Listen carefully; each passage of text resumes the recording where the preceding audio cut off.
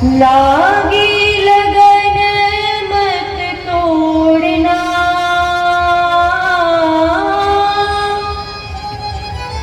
लागी लगन मत तोड़ना, हरि जी मेरी लागी लगन मत तोड़ना, हरि जी मेरी लागी लगन मत तोड़ना, हरि जी मेरी लागी लगन मत तोड़ना, लागी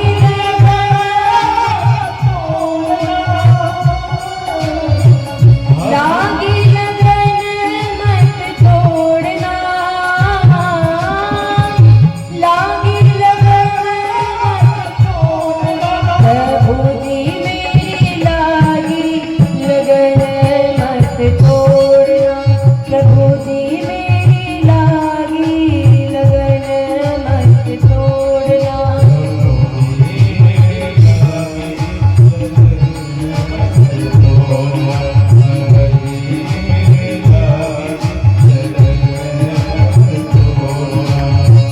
खेत बुआई मैंने तेरे नाम की, खेत बुआई मैंने,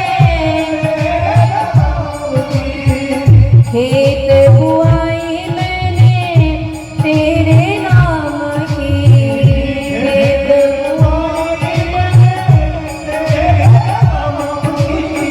मेरे भरोसे मत छोड़ना, मेरे भरोसे मत छोड़ना,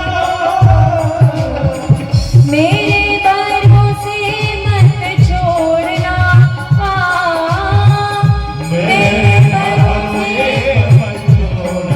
प्रभु जी मेरी लागी लगन मत तोड़ना, प्रभु जी मेरी लागी लगन मत तोड़ना, हरि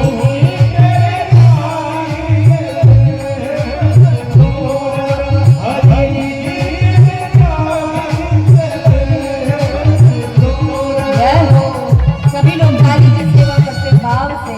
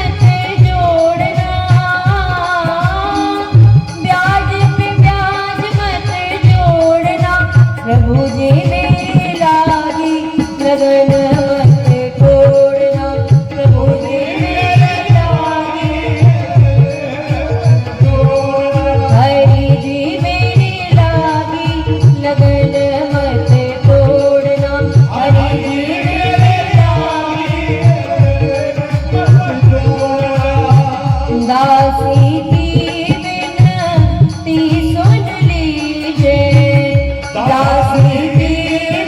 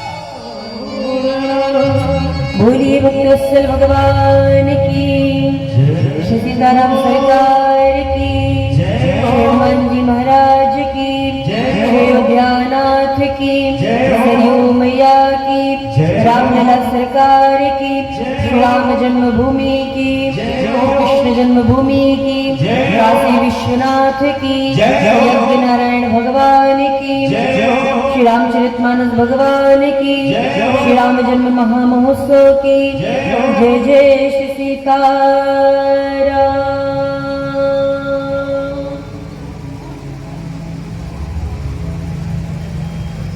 पूर्व प्रसंग में हमारा आपने श्रवण किया था भगवान की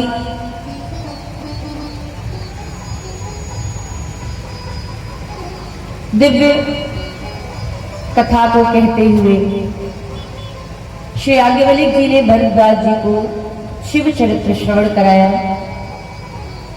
शिव विवाह के सुंदर चरित्र को हम और आपने श्रवण किया। पानी ग्रहण जब कीन महेशा, किय हर से तब सकल सुरेशा। और जब ही शंभु कैलाश ही आए, सुर सब निज निज लोक सिधाए।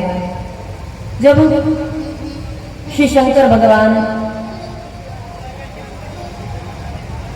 कैलाश पर्वत पर माता पार्वती जी के साथ आए, महाराज हमारे सनातन धर्म में एक परंपरा है, एक रीति है, एक रिवाज है, जिसे दहेज का स्वरूप बताया गया है।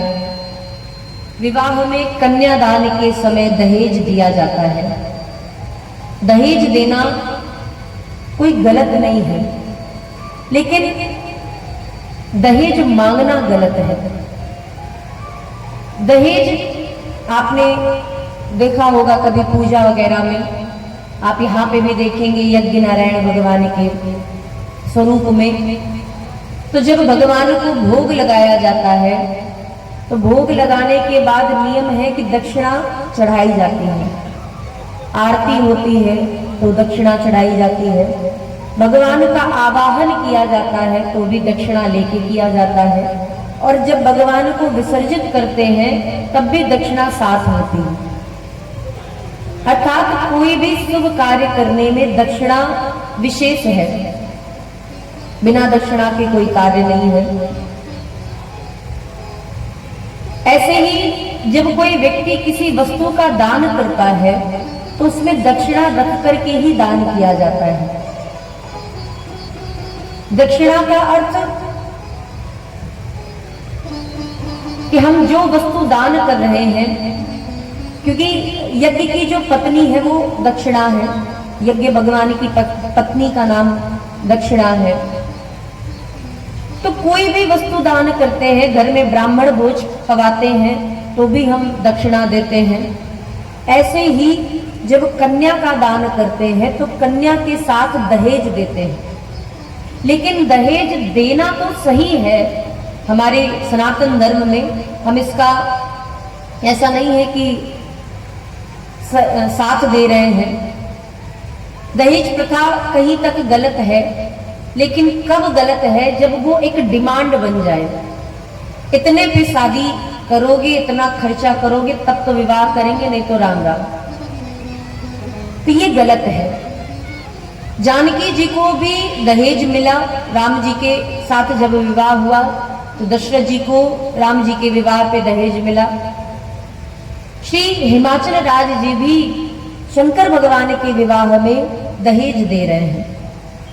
दहेज देना गलत नहीं है, दहेज मांगना गलत है। दाइज दियो बहु बात पुनि कर जोर हिम भूदर कहे। बहुत प्रकार से दहेज दिया, अन्न दिया, वस्त्र दिया, आभूषण दिए, सेवक दिए, रथ दिए, सेविका दी, किसी चीज की कमी ना रहे, वो सारी वस्तुएं प्रदान की।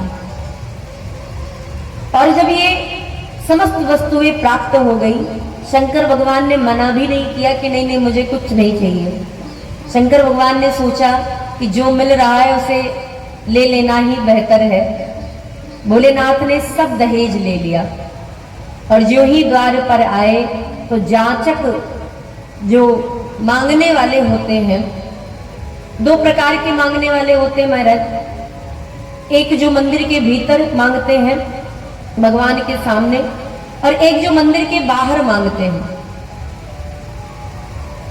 मंदिर के बाहर मांगने वालों की जो आशाएं हैं वो थोड़ा कम होती हैं। उन्हें पता है कि दिन में 200 से 300 रुपए ही मिल पाएंगे, 400-500 रुपए मिल गए। अब अयोध्या जी के कहीं किसी स्थान पे बैठे हो, किसी तीर्थ में बैठे हो तो ज्यादा भी आशा की जा सकती है, 1000-1500 हो गया महाराज। लेकिन ये जो मंदिर में मांगने वाले हैं ना महाराज, ये चाहे अयोध्या जी का मंदिर हो चाहे गांव का मंदिर हो, इनकी आशाएं बराबर रहती हैं। ये गांव के मंदिर में भी भगवान से 4 पहिया मांगेंगे और काशी विश्वनाथ जाएंगे तो वहां पे भी 4 पहिया ही मांगेंगे महाराज। इनके मन में मोक्ष की कामना जागृत नहीं हो सकती। इनकी आशा सिर्फ सांसारिक भौतिक वस्तुओं की है। तो शंकर भगवान के सामने भी याचक आए और जो ही याचक आए मांगने के लिए तो शंकर भगवान ने जाचक सकल संतोष शंकर उमा सहित भवन चले। शंकर भगवान ने सभी याचकों को संतोष दिला दिया। मनुष्य अपने जीवन में हर वस्तु को प्राप्त कर सकता है। Nothing is impossible. इस संसार में ऐसी कोई चीज नहीं है जो मनुष्य ना कर सके। लेकिन एक चीज है महाराज, वो है जीवन में संतोष करना। व्यक्ति के जीवन में ये जो आशाएं है ना, ये संतोष के विपरीत दिशा में बहने वाली नदी है। आशा, गोस्वामी जी महाराज ने दोहावली में कहा है, तुलसी अद्भुत देवता आशा देवी नाम, से ये शोक समर्पई विमुख भय अभिराम। ये आशा देवी एक ऐसी देवी है, एक ऐसे देवता है जिनकी जितनी सेवा की जाए वो उतना ज्यादा विमुख हो जाते हैं, मतलब नाराज हो जाते हैं। और इनसे जितना विमुख रहा जाए ये पीछे पीछे लगे रहते हैं। आप किसी भी संसारिक वस्तुओं को हो या फिर संसार के लोग से हो, जितना आप आशा करेंगे आपको उतना ही दुख मिलेगा। लेकिन आशा का त्याग कर देंगे, बड़े सुखी रहेंगे। तो जिसके जीवन में आशाएं हैं उसके जीवन में संतोष नहीं है, और जिसके जीवन में संतोष है फिर वो आशा का नाम ही नहीं है महाराज।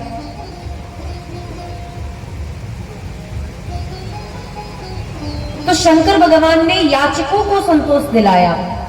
गोस्वामी जी ने बड़ा सुंदर शब्द का प्रयोग किया, जाचक। जाचक मतलब मांगने वाले, और ये मांगने वाले इनका जीवन भर पेट नहीं भरता है, क्योंकि मांगना सबसे सरल काम है। बैठे रहो महाराज, मंदिर में बैठे 1 घंटे पूजा किए, 1 घंटे तक माला जप किए, भगवान का नाम जप किए, आरती किए, भजन किए, हनुमान चालीसा का पाठ किए, स्तुति किए, स्तोत्र पढ़े, और जाते जाते सब कुछ महाराज मिट्टी में मिला के चले गए। सारे कर्म का फल मांग लिया। 1 घंटे तक पूजा करने के बाद भगवान से क्या मांगते हैं कि घर में सुख शांति बनी रहे। बताओ महाराज, अब हनुमान चालीसा का पाठ इसलिए कर रहे हैं कि घर में सुख शांति बनी रहे, स्तोत्र इसलिए कर रहे हैं कि सुख शांति रहे। अरे ये तो वही बात हो गई कि सूर्य के आगे दीपक दिखा करके सूर्य की रोशनी से दीपक की तुलना की जाए। भगवान का इतना भजन करने के बाद भी व्यक्ति भगवान से क्या मांगता है? छोटी सी वस्तु। अरे जो सेठ जी आपको करोड़ों रुपए देने के लिए तैयार हैं, उनसे 10 रुपए की वस्तु मांग करके अपनी बेइज्जती क्यों कराना महाराज? यहाँ पे आप परिक्रमा कर रहे हैं, माताएं ज्यादा हैं, माताओं की संख्या हमेशा ज्यादा रहती है परिक्रमा करने में, अच्छी बात है। धर्म तो माताओं के लिए ही बना है। यज्ञ की परिक्रमा कीजिए, कोशिश कीजिए कि कुछ मत मांगिए, क्योंकि अगर आप कुछ नहीं मांगेंगे तो आपको सब कुछ मिलेगा, लेकिन अगर आप कुछ मांगेंगे तो आपको कुछ ही मिलेगा। कुछ मत मांगिए, सब कुछ मिलेगा। शंकर भगवान ने याचकों को संतोष दिलाया। और संतुष्टि प्रदान करके शंकर भगवान वहां से माता पार्वती जी के साथ चल पड़े। और जो ही माता पार्वती जी के साथ वहां से कैलाश पर्वत पर आए, सभी देवता अपने अपने लोक को चले गए। इधर कुछ समय के बाद माता पार्वती जी को एक पुत्र प्राप्त हुआ जिसका नाम कार्तिकेय हुआ, गांगेय हुआ, स्कंद हुआ। श्री शंकर भगवान के ज्येष्ठ पुत्र कार्तिकेय जी ने मात्र 5 दिन की अवस्था में तारकासुर का युद्ध भूमि में ललकारते हुए, युद्ध करते हुए उद्धार किया। गोस्वामी जी कहते हैं कि ये सब चरित्र मैंने आपको श्रवण कराया। शंकर भगवान के इस विवाह को, तारकासुर के वध की कथा को जो भी सुनते हैं उनके जीवन में विवाह आदि कार्यों में सदैव मंगल होता है, ऐसी फलश्रुति बताई। और अब गोस्वामी जी महाराज आगे की कथा में प्रवेश करते हुए शंकर भगवान एवं माता पार्वती जी के संवाद को प्रारंभ करते हैं। याज्ञवल्क्य जी कह रहे हैं, महर्षि कथा जो सकल लोक हितकारी, सोई पूछन चह शैल कुमारी। एक बार की बात है, शंकर भगवान माता पार्वती जी के साथ नित्य प्रति सत्संग करते हैं, प्रवचन होता है, कथा सुनते हैं। एक बार माता पार्वती जी ने शंकर भगवान को बड़ी प्रसन्न मुद्रा में देखा और देखते ही निवेदन किया कि आज तो मुझे भगवान की कथा सुननी चाहिए। भोलेनाथ आज बड़े प्रसन्न मुद्रा में बैठे हैं। माता पार्वती जी ने जाकर के चरणों में प्रणाम किया। भोलेनाथ ने भी माता पार्वती जी को अपने वाम भाग में बैठाया और जैसे ही वाम भाग में माता पार्वती जी विराजमान हुई, उसी समय उन्हें पूर्व जन्म की सारी घटनाएं याद आ गई। मैंने किस प्रकार से सती स्वरूप में श्री रामचंद्र जी का अपमान किया, उनकी परीक्षा ली, भोलेनाथ के वचनों पर विश्वास नहीं किया। और ऐसा विचार करके माता पार्वती जी चरणों में प्रणाम करते हुए प्रश्न करने लगी, हे भोलेनाथ, कथा जो सकल लोक हितकारी, सोई पूछन चह शैल कुमारी, विश्वनाथ ममनाथ पुरारी, त्रिभुवन महिमा विदित तुम्हारी, चर अरु अचर नाग नर देवा, सकल करहि पद पंकज सेवा। देव हो मनुष्य हो दैत्य हो, सब आपकी सेवा करते हैं, इसलिए आपसे निवेदन है कि आज मुझे आपसे राम कथा सुननी है। यद्यपि मुझे ज्ञात है मैंने पूर्व जन्म में बड़ा अपराध किया था, आपके वचनों पर विश्वास नहीं किया, राम जी की परीक्षा ली थी, किंतु तब कर अस विमोह अब नाही, राम कथा पर रुचि मन माही। राम कथा इसलिए नहीं सुननी चाहिए कि राम कथा सुन लेंगे तो थोड़े से पाप कम हो जाएंगे। चलो घर का सारा काम तो हो ही गया है, दिन भर का सारा काम तो निपट ही गया है, अब रात्रि में घर पे ही बैठ के क्या करेंगे, तो चलो कथा ही सुन लेते हैं।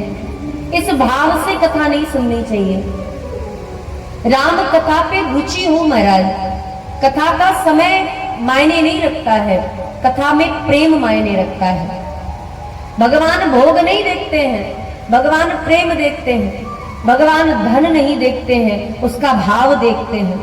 भगवान मन नहीं देखते हैं, उसके अंदर छिपी हुई श्रद्धा को देखते हैं। भगवान आंसू नहीं देखते हैं, उसके सत्यता को देखते हैं। भगवान स्वरूप को नहीं देखते हैं, उसकी सहजता को देखते हैं। इसलिए कभी भी भगवान के चरणों में जाकर के भगवान की दिव्य कथा को टाइम पास के लिए मत सुनिए। भगवान की कथा तो अनंत है महाराज, जितनी बार सुनेंगे उतनी बार नहीं लगेगी, जितनी बार सुनेंगे उतना नया रस आएगा। एक फिल्म को आप 10 बार 20 बार से ज्यादा नहीं देख सकते, लेकिन एक राम कथा को आप 40 बार से 100 बार से ज्यादा सुन सकते हैं। क्यों? क्योंकि ये राम कथा जितनी बार सुनेंगे उतनी बार आपको नई और दिव्य लगेगी। तो शंकर भगवान से माता पार्वती जी प्रश्न करती हैं, प्रभु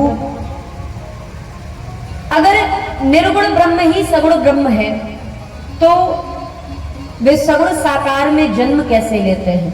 अगर उन्होंने जन्म लिया है तो फिर क्या उन्हें अपना ब्रह्मत्व याद नहीं है?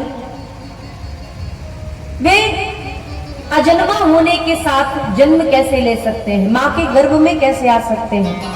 अगर आए हैं तो कौन कौन सी लीलाएं की उन्होंने, किस प्रकार से विश्वामित्र जी के साथ जाकर के यज्ञ को पूर्ण किया है, जानकी जी के साथ विवाह किया, कौन से दूषण को देख करके, दोष को देख करके राज्य का त्याग किया, किस प्रकार 14 वर्ष में रह करके, वनवास में रह करके 14 वर्ष तक लीलाएं की, रावण का वध कैसे किया, राजा बनकर के 11,000 वर्षों तक किस प्रकार से राज्य संपादन किया और किस प्रकार से अपने राज्य में शासन करते समय उन्होंने अपने भक्तों पर कृपा की।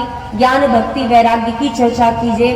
मैंने जो नहीं पूछा वो भी बताइए और भगवान की कुछ रहस्यात्मक और कुछ गूढ़ चरित्र है उनका भी वर्णन कीजिएगा, छिपाइएगा नहीं। अर्थात माता पार्वती जी ने प्रश्न में ही 14 प्रश्नों में ही पूरी राम कथा भोलेनाथ को ही श्रवण करा दी। अब तो भोलेनाथ बड़े गदगद हुए, प्रसन्न हुए, अपने मन को भगवान की दिव्य कथा रूपी समुद्र में गोता लगवाने लगे। महाराज, डूबे सो बोले नहीं, बोले सो अज्ञान, प्रेम सिंधु अति गाढ़िलो, डूबे परम सुजान। जो डूब गया है वो बोलेगा नहीं। अगर कोई नदी में डूबते हुए चिल्ला रहे हैं कि मुझे बचा लो, मैं मर गया, मैं मर गया, मैं मरा, तो समझ लो वो अभी डूबा नहीं है, क्योंकि डूब गया होता तो आज ना निकल रही होती। और अगर वो बोल रहा है तो अभी उसमें प्राण है। ऐसे ही भगवान की कथा है। श्रोता तो स्वतंत्र है, ये चाहे डूबे और चाहे उठ करके चले जाए, जब मन करे तब कथा में आ जाए, जब मन करे तब कथा से चले जाए, मन करे तो फोन चलाने लगे, मन करे तो बात करने लगे, मन करे तो कथा को सुने, मन करे तो मन को कहीं और ही लेकर के चले जाए महाराज। परंतु वक्ता के लिए बड़ी मर्यादा है। ये ना तो भगवान की कथा में ज्यादा डूब सकते हैं, डूब जाएंगे तो बोल नहीं पाएंगे, और ज्यादा बाहर रहेंगे तो जो गोता लगाने का आनंद है वो जब स्वयं को नहीं मिलेगा, वक्ता को स्वयं नहीं मिलेगा, तो वो श्रोता को कैसे आनंदित कर पाएगा। इसलिए गोस्वामी जी महाराज कहते हैं कि शंकर भगवान तो राम कथा रूपी समुद्र में 2 घड़ी के लिए अर्थात 48 मिनट के लिए डूबे रह गए महाराज। फिर अपने मन को बाहर निकाला, माता पार्वती जी को धन्यवाद दिया और धन्यवाद देने के बाद मंगलाचरण करते हुए गोस्वामी जी महाराज कहते हैं शंकर भगवान राम कथा को प्रारंभ कर रहे हैं। श्री शंकर भगवान स्तुति करते हैं, मंगलाचरण कर रहे हैं। बंदाओ बाल रूप सोई रामो, बंदाओ बाल रूप सोई रामो, सब सिद्धि सुलभ जपत जिसो नामो, सब सिद्धि सुलभ जपत जिसो नामो, सब सिद्धि सुलभ जपत जिसो नामो, मंगल भवन अमंगल हारी, मंगल भवन अमंगल हारी, द्रवहु सो दशरथ अजिर बिहारी, द्रवहु सो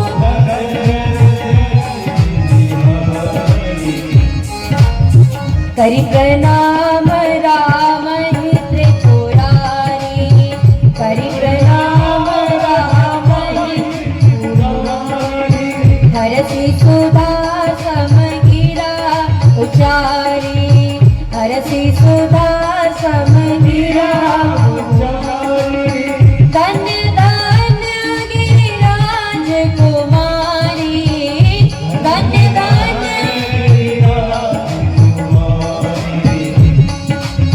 तुम समान नहीं को उपकारी, तुम समान पूछे हूँ रघुपति कथा प्रसंगा, पूछे हूँ रघुपति कथा, सकल लोक जग पावनी गंगा, सकल लोक जग पावनी, सकल लोक जग पावनी गंगा, सकल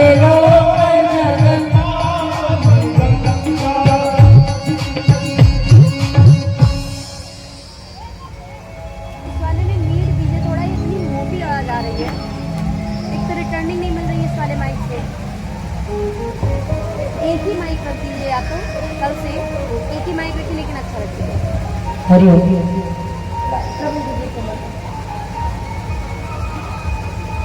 श्री राम, जय श्री राम, श्री राम।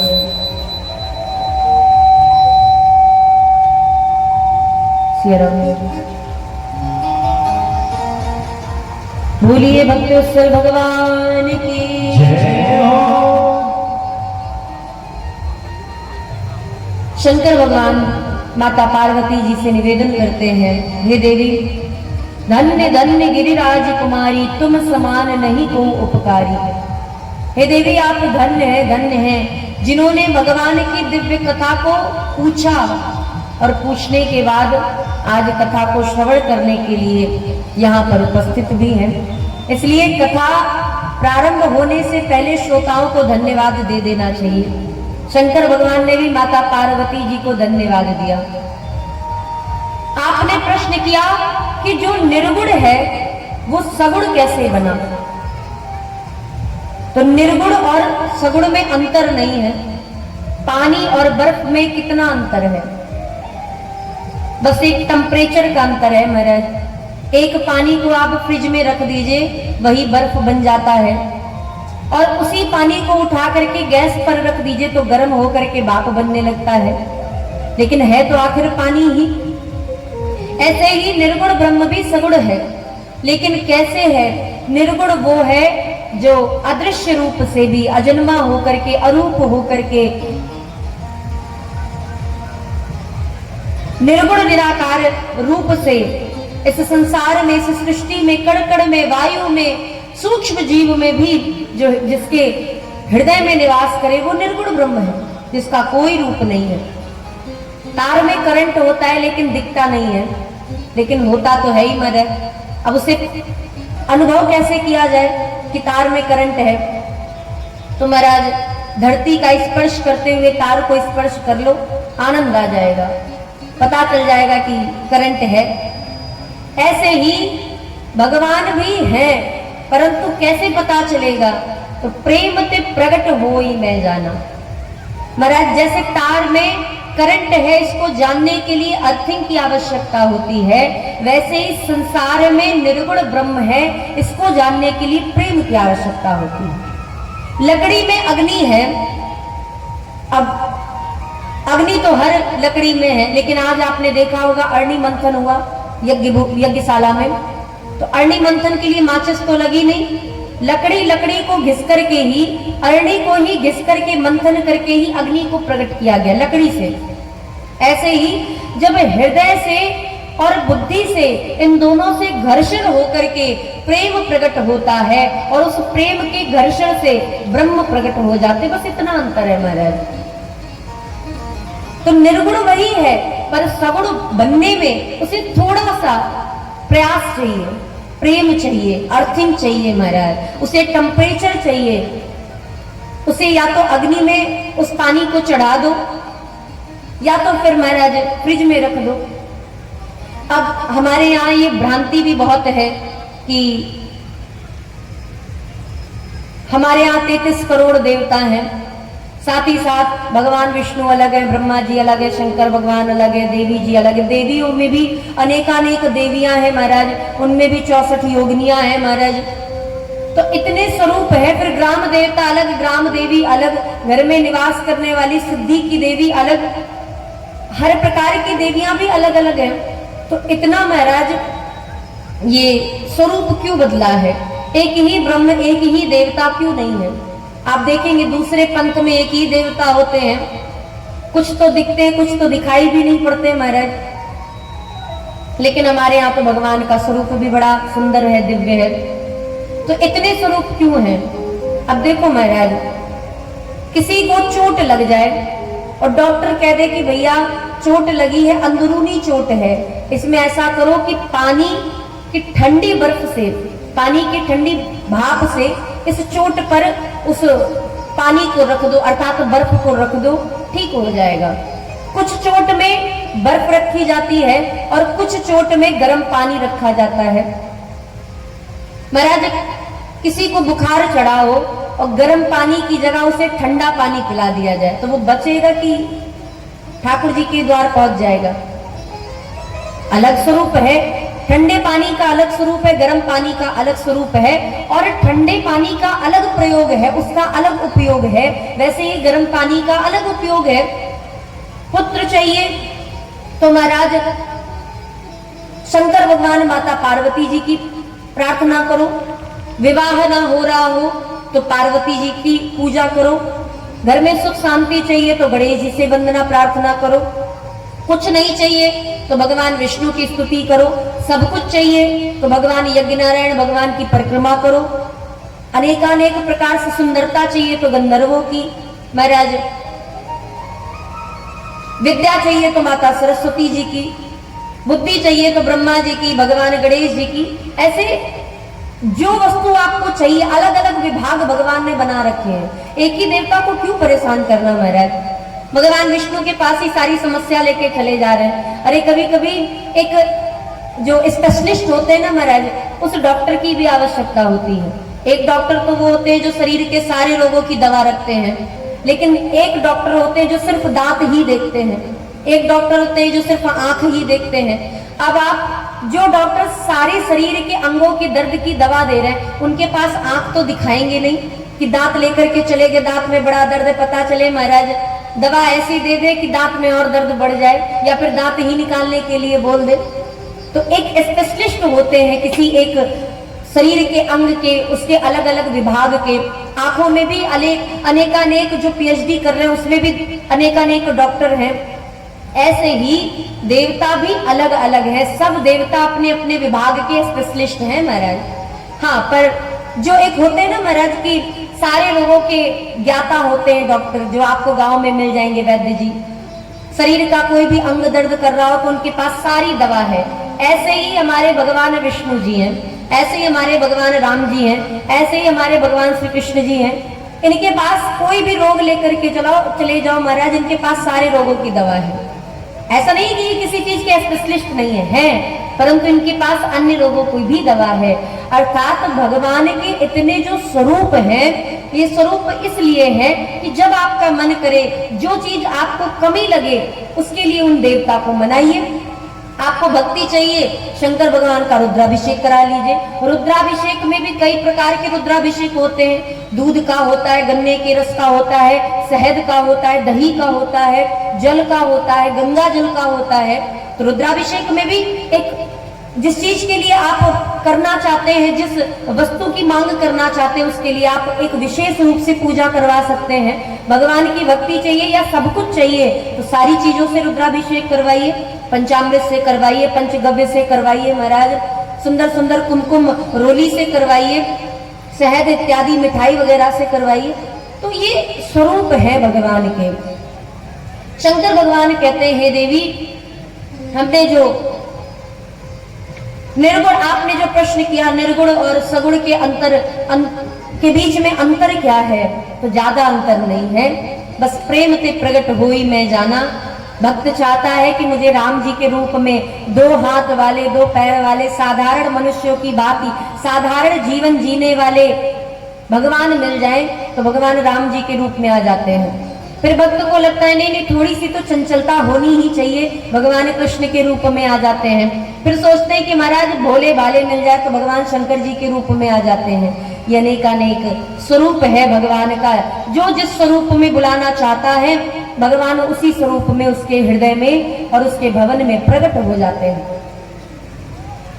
शंकर भगवान कहते हैं, देवी आपने प्रश्न किया कि भगवान का अवतार क्यों होता है, तो हम आपको 1-2 जन्म की कथा बताते हैं।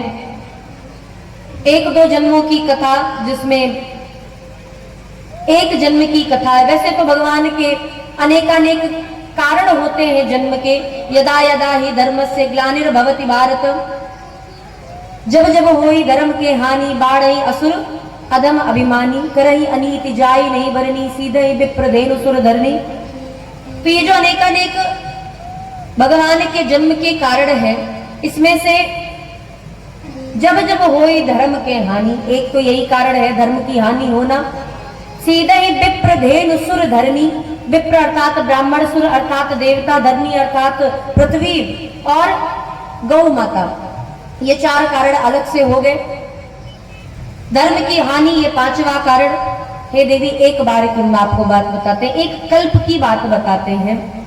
एक कल्प की बात है, ब्रह्मा जी के 4 मानस पुत्र सनकादि ऋषि, सनक सनंदन सनातन सनत कुमार, इन चारों ऋषियों ने भगवान वैकुंठ में भगवान विष्णु के दर्शन करने की इच्छा जागृत हुई और वैकुंठ में पहुंचे। जय विजय के हृदय में न जाने कैसा उपहास करने का भाव जागृत हुआ। इन चारों को उन दोनों ने रोक दिया। सनकादिकों ने बड़ा निवेदन किया, बड़ी प्रार्थना की मुझे भीतर जाने दे, लेकिन जय और विजय नहीं माने। तब अंत में क्रोध आ गया और सनकादिकों ने श्राप दे दिया। भगवान से दूर करने का ये कुकृत्य तो केवल दैत्य ही कर सकते हैं, इसलिए हम श्राप देते हैं कि तुम दैत्य योनि में चले जाओ। तुम्हें दैत्य की कर्म पसंद है तो तुम दैत्य की ही योनि में जाकर के दैत्य वाला काम करो। ऐसे वैकुंठ में भगवान विष्णु के द्वारपाल बने रह करके ऐसा कर्म करना तुम्हारे लिए अशोभनीय है। श्राप तो दिया था कि दैत्य बन जाओ, लेकिन ब्राह्मणों का श्राप 3 जन्म के लिए लागू होता है महाराज। इसलिए उस श्राप के स्वरूप में जय और विजय पहले जन्म में हिरण्यकशिपु हिरण्याक्ष बने। तब भगवान ने उनके उद्धार के लिए नरसिंह और वराह रूप अवतार लिया। दूसरे कल्प में, दूसरे जन्म में वही रावण और कुंभकर्ण बने। तब भगवान ने उनके उद्धार के लिए राम रूप से अवतार लिया और तीसरे जन्म में वही दंतवक्र और शिशुपाल बने, तो भगवान ने कृष्ण रूप में अवतार लेकर के उनका उद्धार किया। एक कल्प की कथा ये है देवी, और एक कल्प की कथा हम आपको बताएं तो जलंधर नामक दैत्य था जिसने भगवान शंकर को प्रसन्न कर लिया था। देवताओं पर अत्याचार, स्वर्ग को खाली कराया। स्वर्ग से देवता भाग करके ब्रह्मा जी के पास आए। ब्रह्मा जी ने शंकर भगवान से निवेदन किया, शंकर भगवान ने युद्ध किया, परंतु युद्ध करने के बाद भी जलंधर मरा नहीं।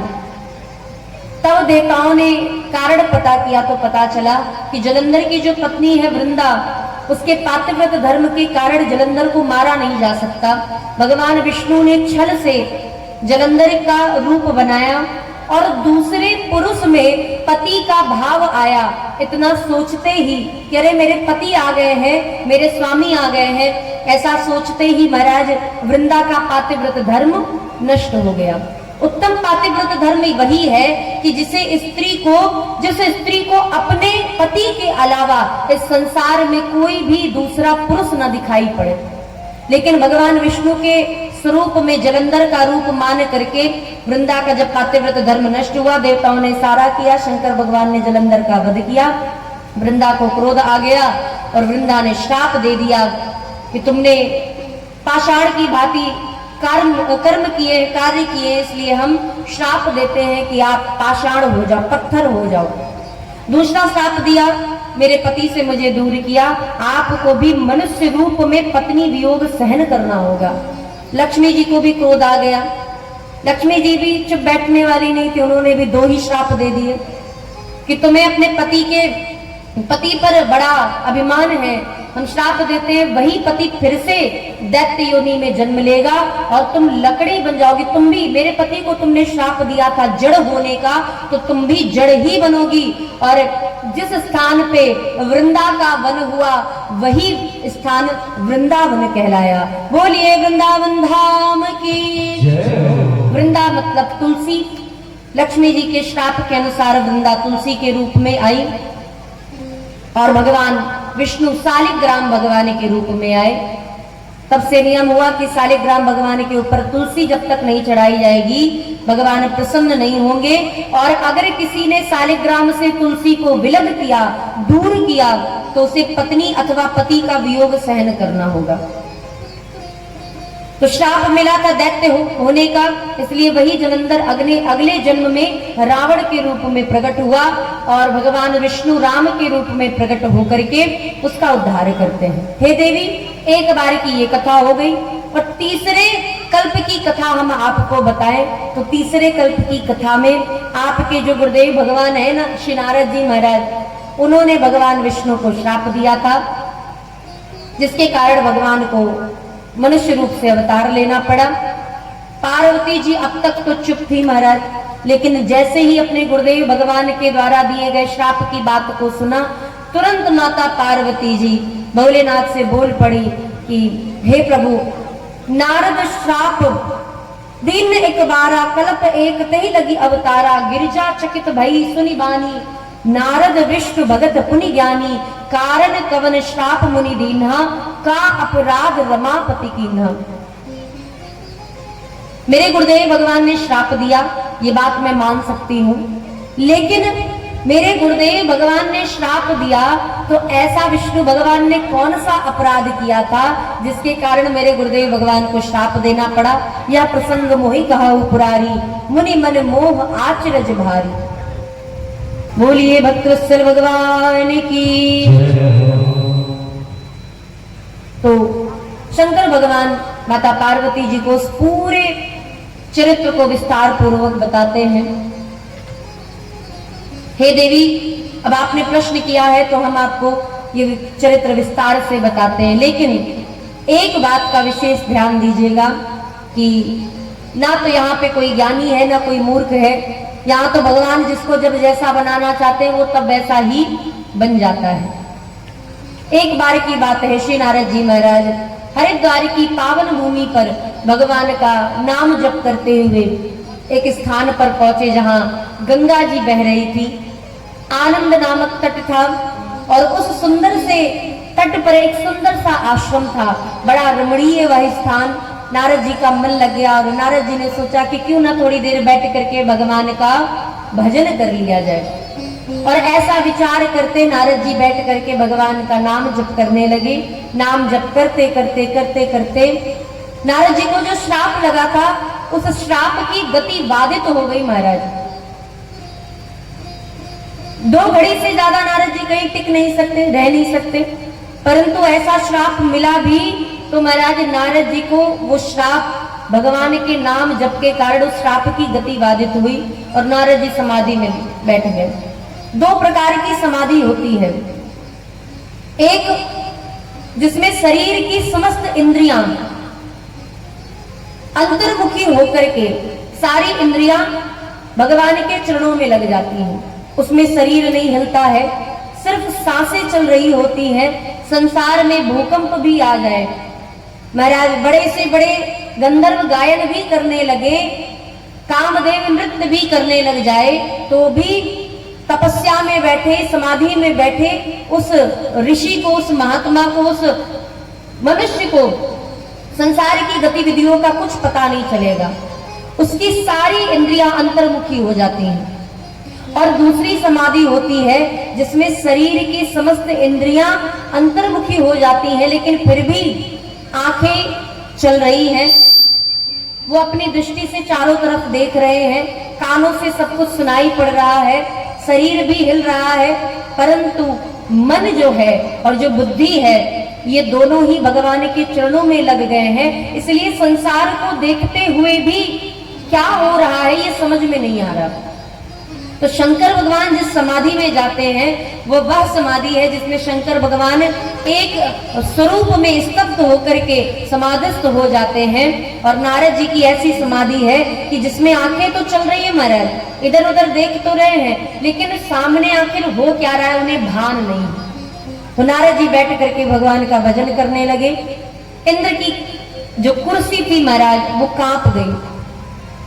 इंद्र की कुर्सी थोड़ा कमजोर भी है, नट बोल्ट थोड़ा सा कमजोर लगे महाराज, ढीली कुर्सी है। कोई भजन करता है इनकी कुर्सी पहले ही हिलने लग जाती है। कहीं ऐसा तो नहीं महाराज? हमारे जो कथा के और जो यज्ञ के यजमान है, कथा तो चलिए कथा में कोई भी यजमान बन सकता है, परंतु यज्ञ में यजमान बनने के लिए चयन किया जाता है। वो अपनी इच्छा से, स्वेच्छा से कोई यजमान नहीं बनता महाराज। बड़भागी हैं आप सभी जो यज्ञ के यजमान बने हैं, क्योंकि इसी यज्ञ से स्वर्ग मिलता है महाराज। लेकिन यज्ञ से केवल स्वर्ग ही मिलता है, उसके अलावा और कुछ नहीं मिलता, मोक्ष नहीं मिलता है महाराज। यज्ञ कर्म कांड प्रधान है, कर्म प्रधान है। और जो 100 यज्ञ कर लेता है, 100 यज्ञ कर ले, यज्ञ भी कई प्रकार के, अश्वमेधी है, वाजपेयी यज्ञ है, अनेकानेक प्रकार के यज्ञ है महाराज। उन समस्त यज्ञों का अलग अलग प्रकार है, अलग अलग उसका फल भी है, लेकिन भगवान की कथा का बस एक ही फल है। भगवान की कथा का फल सिर्फ और सिर्फ मोक्ष ही है महाराज। इसलिए समस्त कर्मों से ज्यादा अगर कुछ उच्चतम बताया गया है, उच्च बताया गया है, सुंदर श्रेणी में बताया गया है, तो वो भगवान का नाम जप और भगवान की दिव्य कथा ही है। संसार के सारे कर्म करने के बाद स्वर्ग अथवा नरक मिलता है, लेकिन भगवान का भजन करने के बाद एक ही गति होती है, वह है मोक्ष की गति। तो ये यज्ञ में यजमान बनना भी बड़े भाग्य की बात है। हर कोई यजमान भी नहीं बनता है, लेकिन जो यजमान बन जाता है उसे स्वर्ग मिलता है महाराज, ये तो निश्चित है। तो इंद्रदेव कांप गए, इंद्रदेव की कुर्सी डगमगाने लगी। इंद्रदेव ने कामदेव को भेजा, कामदेव आए, श्री नारद जी की समाधि को भंग करना चाहा। उन्हें लगा महाराज नेत्र तो खुले हुए हैं, तो आसानी से नारद जी को काम के वशीभूत किया जा सकता है, लेकिन भगवान की इच्छा, भगवान की माया बड़ी प्रबल होती है। जब तक कामदेव नृत्य करता रहा तब तक नारद जी की समाधि भंग ना हुई, और जैसे ही कामदेव चरणों में आकर के हाथ जोड़ करके क्षमा प्रार्थना मांगने लगा, तुरंत नारद जी की समाधि खुल गई। अचानक से वसंत ऋतु आई है महाराज, अप्सराएं हाथ जोड़ करके खड़ी हैं, तो इनके स्वामी कामदेव भी यही कहीं होंगे। देखा तो महाराज चरणों में गिर करके कामदेव प्रार्थना करते हुए क्षमा मांग रहा था। नारद जी सारी बात समझ गए और तुरंत क्षमा करके कामदेव को भेज दिया। नारद जी से एक अपराध हुआ, लेकिन एक बहुत अच्छा कर्म भी हुआ। नारद जी से अपराध क्या हुआ? गलती हो गई। अपराध क्या महाराज? गलती क्या हो गई कि नारद जी ने चुपके से अपनी प्रशंसा सुन ली। कभी भी किसी व्यक्ति को अपनी प्रशंसा छुप करके नहीं सुननी चाहिए महाराज। छुप करके तो जाने दीजिए, सामने से भी नहीं सुननी चाहिए, क्योंकि ये ऐसा वायरस है ना महाराज, इसके आगे तो कोरोना वायरस भी फेल है। ये ऐसा वायरस है कि तुरंत संक्रमित कर देता है। जो व्यक्ति अपनी प्रशंसा स्वयं सुनता है और बड़े ध्यान से सुनता है, अच्छा मेरे अंदर ये भी गुण है महाराज, हमें तो पता ही नहीं था। और जो व्यक्ति अपनी प्रशंसा स्वयं सुन करके मन ही मन महाराज रसगुल्ले फूट रहे होते हैं, फिर उसको रसगुल्ले का जो मजा है वो तो बाद में ही मिलता है, अभिमान जागृत हो जाता है। प्रार्थना कीजिए भगवान से कि हे ठाकुर जी, मेरे हृदय में सारे विकार आ जाए, मैं सारे विकारों को स्वीकार करने के लिए तैयार हूं, पर जो आपको नहीं पसंद है वो नहीं आना चाहिए। क्या नहीं पसंद है ठाकुर जी को? भगवान को अपने भक्त के हृदय में अहंकार नहीं पसंद है। भगवान कहते हैं मैं सारे विकारों को लिए हुए भक्त को अपना सकता हूं। महाराज रावण भी, जिसने इतना बड़ा कुकृत्य किया, अगर वह भी रावण भी भगवान की शरण में आ जाता, ठाकुर जी तो अंत तक कहते रहे कि अगर रावण मेरी शरण में आ जाएगा मैं माफ कर दूंगा, मैं क्षमा कर दूंगा। लेकिन भगवान को अपने शरण में आए हुए भक्त के हृदय में उपजा हुआ अभिमान तनिक भी पसंद नहीं है। इसलिए भगवान से प्रार्थना कीजिएगा कि ठाकुर जी, चाहे कैसी भी परिस्थिति देना, विकार देना, सारे अवगुण आ जाएं, उनसे लड़ने की क्षमता देना अथवा ना देना, लेकिन बस इतना करना कि जीवन में अभिमान मत देना, अहंकार मत देना। ये बहुत बड़ा, मतलब महाराज ये बहुत बड़ा रोग है। इसके बराबर इस संसार में कोई रोग नहीं है, और इस रोग की दवा अन्य किसी डॉक्टर के पास नहीं, सिर्फ भगवान के ही पास है। नारद जी महाराज ने चुप करके छिप करके अपनी प्रशंसा सुनी। कामदेव कहने लगा, इंद्रदेव आप तो व्यर्थ में ही परेशान हो रहे थे, नारद जी तो भगवान का भजन कर रहे थे। आहा, नारद जी जैसा कौन संत हो सकता है। वो बड़ी प्रशंसा की। नारद जी छिप करके अपनी प्रशंसा सुनते रहे। अब नारद जी को लगा, महाराज मैं भी कम थोड़ी ना हूं, मैंने कामदेव पर विजय प्राप्त की, काम पर विजय प्राप्त की, क्रोध नहीं आया मुझे, इसलिए क्रोध पर विजय प्राप्त की। और इंद्र की तुच्छ सी गद्दी का तो मुझे लोभ भी नहीं है, इसलिए काम क्रोध लोभ तीनों से बच गया। माया देवी ने कहा, अच्छा कोई बात नहीं नारद जी, ये काम क्रोध लोभ ईर्ष्या द्वेष दंभ पाखंड मत्सर ये सब मेरे बच्चे हैं, मैं इनकी माता हूं। इन सबसे आप बच जाओगे। काम, क्रोध, लोभ, ईर्ष्या, दंभ, द्वेष, पाखंड, मत्सर सबसे बच जाओगे। लेकिन मेरा एक पुत्र बड़ा बलवान है, इसके प्रभाव से नहीं बच सकते आप। वो कौन सा पुत्र है? तो कहते हैं महाराज, उस पुत्र का नाम है अभिमान। जीवन में काम, क्रोध सबसे बचा जा सकता है, लेकिन अभिमान से नहीं। नहीं तो अस जन्मा जगमाही, प्रभुता पाई जाहि मद नाही। ऐसा इस संसार में कोई जन्मा ही नहीं जिसको प्रभुता मिली और अहंकार ना आया। और प्रभुता कैसी? महाराज बुरा मत मानिएगा, लेकिन अगर यहाँ पे कुर्सी ना होती और कोई एक व्यक्ति आ जाए और उसके लिए सिर्फ एक 4 पायदान की कुर्सी, ये बहुत बड़ी महंगी नहीं है महाराज की, चांदी के पायदान लगे हैं इसमें, या सोने की कुर्सी है, सोने का सिंहासन है, नहीं, 200 रुपए की कुर्सी होगी, 500 की होगी महाराज।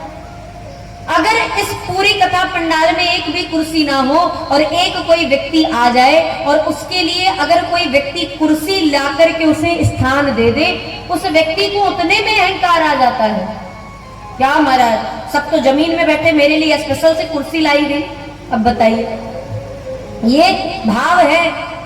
तो चलिए आप लोग कुर्सी पर बैठे हैं, अभी कोई विशेष व्यक्ति आए या कोई साधारण मनुष्य भी आ जाए और उसको कुर्सी की जगह सोफा पर बैठा दिया जाए, तब तो और अभिमान आ जाए महाराज कि सब तो कुर्सी पर बैठे, हम सोफा पर बैठे। चलो सोफा तक भी ठीक है, अब सोफा से ज्यादा महाराज उस व्यक्ति को मंच पे ही बुला लिया जाए। महाराज आप तो यहाँ पे बैठो, आप सबके साथ कैसे बैठ सकते हैं? ना कुर्सी ना सोफा, आपके लिए तो स्पेशल मंच है महाराज, यहाँ पे बैठिए। अब तो वो पब्लिक को देखेगा ही नहीं महाराज, क्यों देखें हम, सब तो हमें ही देख रहे हैं, हम क्यों देखें? तो ये अभिमान का स्वरूप है, और ये स्वरूप इतना सूक्ष्म है महाराज। कहते हैं ये जो हमारी भौं है ना महाराज, आंखों की जो भौं है, इस भौं के एक बाल को तोड़ लीजिए। एक बाल को तोड़ने के बाद इसके 100 भाग कीजिए। असंभव है, लेकिन आधुनिकता है, कुछ भी हो सकता है। एक भौं के बाल को 100 भागों में विभाजित कीजिए, और जो 100वां भाग होगा, सबसे अंतिम भाग, ध्यानपूर्वक सुनिएगा, जो 100वां भाग होगा उस 100वें भाग के भी 100 भाग कीजिए, और जो उसमें 100वां भाग निकलेगा वो मनुष्य के हृदय में, मनुष्य के शरीर में विराजमान सूक्ष्म जीव होता है, यानी कि प्राण। हमारे जीवन में, हमारे शरीर में जो प्राण है ये इतने ही सूक्ष्म हैं। लेकिन आप अचंभा मानेंगे महाराज, शास्त्र कहते हैं ये जो अभिमान है ये इस जीव से भी ज्यादा सूक्ष्म है। वैसे तो जीव को पकड़ा नहीं जा सकता, बहुत सारे वैज्ञानिक टेस्ट हुए, शीशे के महाराज, शीशे के एक डिब्बे में शरीर को रखा गया कि अभी व्यक्ति मरेगा, इसके प्राण दिखेंगे, लेकिन प्राण नहीं दिखे। हो सकता है कि उसका अंदाजा भी लगा सके हम, और शास्त्र ने बताया भी कि भौं के बाल का 100वां भाग और 100वें भाग का भी 100वां भाग, इतना छोटा सूक्ष्म शरीर जीव है। लेकिन इससे भी छोटा जीव अभिमान है, इससे भी छोटा सूक्ष्म अभिमान है महाराज। और इस अभिमान में अगर व्यक्ति एक बार पड़ गया तो उसे 84 लाख योनियों में चक्कर लगाना पड़ सकता है। इसलिए इस अभिमान से भगवान बचाए। बड़ा सूक्ष्म स्वरूप है, कहीं पे किसी भी जगह पे उत्पन्न हो सकता है। नहीं को अस जन्मा जगमाही, प्रभुता पाई जाहि मद नाही। नारद जी महाराज ने सोचा कि अब तो महाराज कहना ही क्या, मैंने तो कामदेव पर विजय प्राप्त की, क्रोध पर, लोभ पर भी, और अब तो मेरे अंदर, मैं संत हूं, मेरे अंदर मत्सर भी नहीं है, ईर्ष्या भी किसी को लेके नहीं है। और आप देखेंगे सारे विकारों से नारद जी दूर रहे, लेकिन एक विकार ने सब कुछ चौपट कर दिया महाराज। अभिमान आया, अभिमान आते ही नारद जी के मन में काम आया, मैं भी विवाह करूंगा, मैं क्यों ना करूं महाराज, मुझे भी विवाह करना है, काम आया। और क्रोध आया, भगवान को दे हूं श्राप की मरी हो जाई, या तो श्राप दूंगा, किसी ने कहा श्राप नहीं लेते तो मैं मर जाऊंगा जाके महाराज। और लोभ आया, भगवान आपन रूप देहु प्रभु मोही, अपना रूप दो। भगवान ने कहा क्यों? अरे यही कह देते कि सुंदर बना दो, सबसे ज्यादा सुंदर बना दो, अब मेरा ये रूप क्यों मांग रहे? बोले महाराज आपसे ज्यादा सुंदर इस संसार में कोई नहीं है। अरे शंकर भगवान भी जिनके रूप को देख करके मोहित हो गए, उनसे ज्यादा सुंदर कोई हो सकता है? अरे महाराज ये इतने सुंदर हैं कि मोहिनी रूप बना ले तो देवता और दैत्यों में अमृत तो पिला देते हैं देवताओं को और मदिरा पिला देते हैं दैत्यों को। महाराज ये इतने सुंदर हैं, इनकी सुंदरता में दैत्य भी सब कुछ भूल जाते हैं। तो काम भी आया, क्रोध भी आया और लोभ भी आया।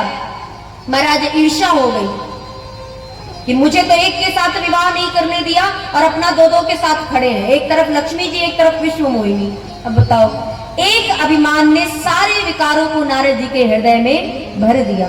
इसलिए अभिमान से बड़ा बच के रहिएगा। अभिमान जैसा रोग इस संसार में दूसरा कोई नहीं है। नारद जी महाराज काम क्रोध लोभ इन सबसे विजय प्राप्त कर लिए। ब्रह्मा जी के पास गए, सारी बात बताई, ब्रह्मा जी ने रोका।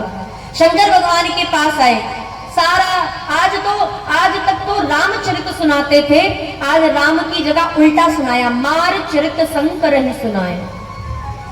जहां राम तह काम नहीं, जहां काम नहीं राम, जहां राम नहीं है, जहां राम है वहां काम नहीं है, जहां काम है वहां राम नहीं है। आज रामचरित की जगह मार चरित श्रवण करा रहे हैं। शंकर भगवान ने कहा नारद जी कथा तो बड़ी सुंदर लगी, लेकिन एक कमी रह गई, और अहंकारी कमी नहीं सुन सकता। मेरा कमी बता दी तो आपसे बड़ा दुश्मन उसका कोई नहीं। शंकर नारद जी ने कहा कौन सी कमी? बोले आपने ये जो कहा ना कि मैंने कामदेव पर विजय प्राप्त की, आपको ऐसा कहना चाहिए था मैंने भगवान की कृपा से कामदेव पर विजय प्राप्त की।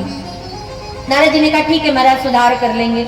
नारद जी ने सोचा कि हम ऐसा क्यों कहें भाई, हमने कामदेव पर विजय प्राप्त की, इसमें भगवान को क्रेडिट क्यों देना है महाराज। और नारद जी ऐसा विचार करके चले। कुछ दिनों के बाद एक बार की बात है, क्षीर सागर में पहुंचे। भगवान के चरणों में जो नारद जी महाराज साष्टांग लेट करके प्रणाम करते थे, दंडवती करते थे महाराज, आज वे श्री नारद जी हाथ जोड़ करके प्रणाम कर रहे हैं। अभिमानी व्यक्ति झुकना नहीं चाहता महाराज, किसी के सामने तो जाने दीजिए, अभिमानी व्यक्ति तो भगवान के आगे नहीं झुकना चाहता। नारद जी जो चरणों में गिर के प्रणाम करते थे, आज वे नारद जी हाथ जोड़ करके प्रणाम कर रहे हैं, सरकार प्रणाम। लक्ष्मी जी ने कहा प्रभु आपके भक्त के भाव कुछ बदले बदले से नजर आ रहे हैं, लगता है कोई हवा बयार लग गई है महाराज। भगवान ने कहा हाँ लगी तो है महाराज, अब इनका उपचार भी करना है। तो लक्ष्मी जी ने कहा तो फिर जल्दी कीजिए, देरी क्यों करना। भगवान ने कहा समय तो आने दीजिए, गर्मी आ रही है महाराज, फोड़ा फुंसी हो जाते हैं ना शरीर में, फोड़ा जानते हैं ना महाराज, गर्मी की वजह से शरीर में फोड़ा फुंसी बच्चों के ज्यादा हो जाते हैं। तो जब थोड़ा छोटा सा रहे तब तो आप उसका उपचार कीजिए तो वो वहीं से नष्ट हो जाएगा, लेकिन अगर वो थोड़ा सा बढ़ गया तो फिर क्या किया जाता है, उसको दवा देकर के और बढ़ाया जाता है, और बढ़ा करके तब उसको नष्ट किया जाता है। ऐसे ही तो होता है महाराज।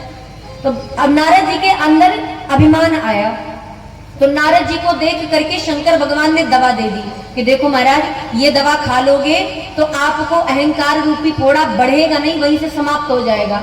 लेकिन नारद जी ने कहा रे महाराज छोटा सही तो है, जाने दो, ध्यान नहीं दिया, इग्नोर कर दिया महाराज। अब ये फोड़ा थोड़ा सा बढ़ गया। लक्ष्मी जी ने कहा महाराज ये तो रोग बढ़ गया है। भगवान ने कहा तो इसका ऑपरेशन करना पड़ेगा। भगवान ने उस फोड़ा रूपी अभिमान को थोड़ा और बढ़ाया, और जब अभिमान बढ़ गया तो अभिमान बढ़ते ही महाराज हुआ क्या, लक्ष्मी जी कहती महाराज आपको तो अभिमान नष्ट करना चाहिए, आप अभिमान बढ़ाए जा रहे हैं। अरे वाह महाराज, नारद जी आपने कामदेव पर विजय प्राप्त किया तो कौन सा बहुत बड़ा कार्य कर लिया। हम तो कहते हैं कोई भक्त नारद नारद नारद नारद नारद की रटना भी लगा ले तो वो भी कामदेव पर विजय प्राप्त कर रहे। अब तो नारद जी को सर्टिफिकेट मिल गया महाराज, प्रशंसा पत्र, राष्ट्रपति से पुरस्कार मिल गया महाराज। अब हमें किसी की प्रशंसा की आवश्यकता नहीं, भगवान विष्णु ने मेरी प्रशंसा कर दी, अब भी वाला मुझे किसी की प्रशंसा की आवश्यकता। तो महाराज नारद जी महाराज बड़े प्रसन्न हुए। लक्ष्मी जी ने कहा महाराज ये अभिमान को नष्ट करने की जगह बढ़ाते क्यों हो। भगवान ने कहा देखो शंकर भगवान ने दवा दी तो नारद जी ने खाई नहीं, और जब खाया नहीं तो महाराज थोड़ा थोड़ा सा बढ़ गया, और अब उस स्टेज पर पहुंच गया है कि इसे बढ़ाना पड़ेगा, और जब बढ़ा लेंगे तब महाराज ये ऑपरेशन के लायक होगा, इसलिए ऑपरेशन के लायक बना रहे हैं। नारद जी महाराज तो भगवान को पुनः प्रणाम करके वहां से चले। भगवान ने अपनी माया देवी को भेजा, माया देवी आई और आकर के नारद जी से पहले ही एक दिव्य नगर का निर्माण किया जिसका नाम श्रीनगर है। ये वो वाला जो अपने भारत में श्रीनगर है, ये वो वाला श्रीनगर नहीं है। ये वो श्रीनगर है जो उत्तराखंड में एक छोटे से स्थान पर श्रीनगर है। वहां पे आज भी रमापति भगवान का मंदिर है महाराज। तो नारद जी महाराज पहुंचे। नारद जी ने देखा कि अरे इस नगर का निर्माण कब हो गया। नारद जी ने तुरंत वहां के राजा से भेंट की। राजा ने बताया, शीलनिधि नामक राजा ने बताया, महाराज मेरी पुत्री का आज स्वयंवर है, जरा आप देख के बताएंगे उसे कैसा वर मिलेगा। नारद जी ने कहा पुत्री को बुलाइए। और जैसे ही उस माया रूपी विश्व मोहिनी जो माया थी, उसी ने विश्व मोहिनी का रूप धारण करके तुरंत नारद जी के सामने जैसे ही अपनी माया को फैलाया, नारद जी तो मंत्र मुग्ध हो गए। आहा महाराज, ऐसी दिव्य सुंदरता, इस कन्या के साथ तो मैं ही विवाह करूंगा। नारद जी महाराज ने मन में विचार कर लिया और विचार करते ही वहां से चल पड़े महाराज। दो चार गुण बताए, जो लिखे थे वो नहीं बताए, उल्टा बता गए महाराज। हाथ में लिखा था कि जो सबसे सुंदर होगा उसके साथ इसका विवाह होगा, और नारद जी पढ़ क्या रहे हैं कि ये जिसके गले में जयमाल डाल देगी वो सबसे ज्यादा सुंदर हो जाएगा। हाथ में लिखा था कि जिसको इस संसार में कोई जीत नहीं सकता उसके साथ विवाह होगा। नारद जी कहते हैं ये जिसके साथ विवाह करेगी उसको इस संसार में कोई जीत नहीं पाएगा। उल्टा बता रहे महाराज। और दो चार अपनी ओर से बता करके भी नारद जी वहां से चल पड़े। नारद जी ने एक बड़ा अच्छा कर्म किया महाराज। एक तो अपराध हो गया, अपनी प्रशंसा को सुन लिया, और दूसरा, अच्छा कभी कभी होता है ना महाराज, हम किसी समाज में बैठे रहते हैं और लोग हमारे मुंह पर ही हमारी प्रशंसा कर रहे होते हैं, अरे ये बालक तो बड़ा अच्छा है और पढ़ने में बड़ा तेज है महाराज, बात को भी मानता है, माता पिता का आज्ञाकारी। ऐसा बहुत सारे लोग मुंह पर ही प्रशंसा कर देते हैं। तो ऐसी अवस्था में एक बचने का एक ही उपाय है, क्योंकि अब बड़ों के बीच से तो आप उठ करके जा नहीं सकते, उठ के जाएंगे तो अच्छा नहीं लगेगा, मर्यादित नहीं लगेगा, और प्रशंसा सुनेंगे तो बड़ी हानि हो जाएगी।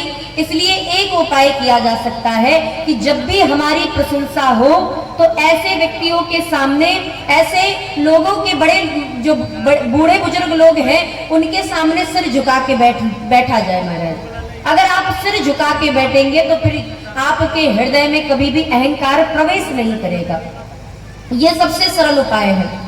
तो नारद जी से एक अपराध तो ये हुआ, और दूसरा जो सबसे सुंदर कार्य नारद जी ने किया वो एक था, और उसी के कारण नारद जी का पूरा चरित्र, पूरा जीवन बच गया महाराज। नहीं तो वो भी हमारे और आपकी तरह 84 लाख योनियों में बंदर की तरह नाच रहे होते।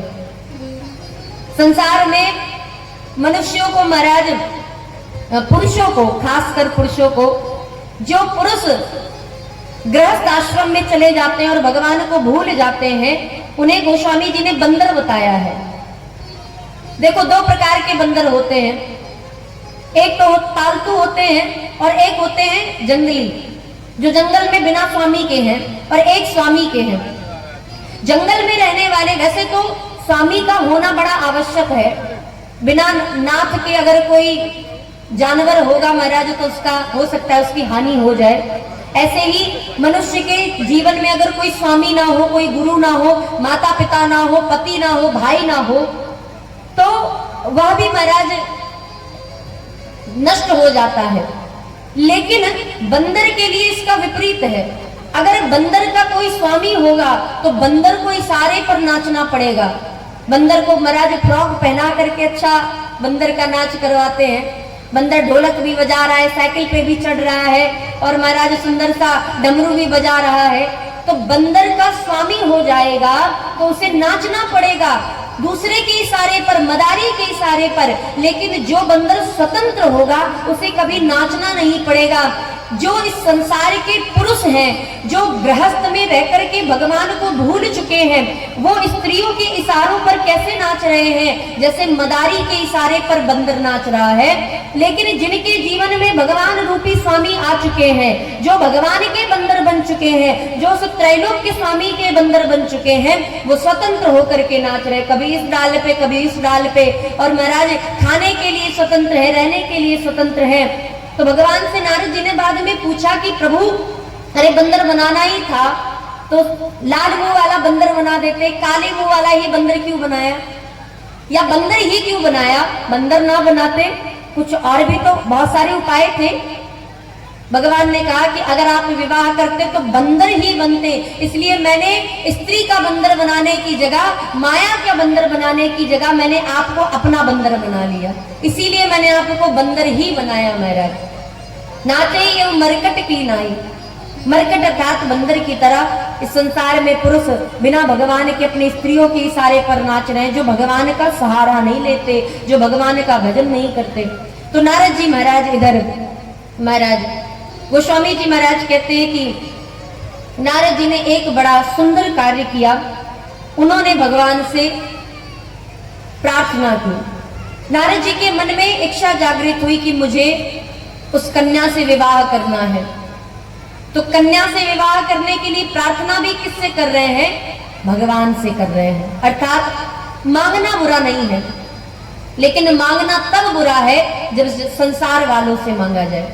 कुछ भी मांगना है महाराज, वैसे तो मांगना नहीं चाहिए भगवान से, लेकिन अगर आपको बिना मांगे रहना नहीं आता है, आरती हो जाने के बाद तुम्हें माता चिपता कह देने के बाद, तुम्हें वो बंधु चुसका तुम्हें वो कह देने के बाद, तुम्हें वो द्रविड़म कह देने के बाद भी व्यक्ति सिर झुका करके एक ही प्रार्थना करता है, भगवान हमारे परिवार में सद्बुद्धि बनी रहे, बच्चे को अच्छा सा ज्ञान देना, बुद्धि देना, पढ़ लिख करके डॉक्टर इंजीनियर बन जाए, पति की बुद्धि बनी रहे, बहू को बेटा हो जाए, मकान बन जाए, चार पहिया भी एक आ जाए।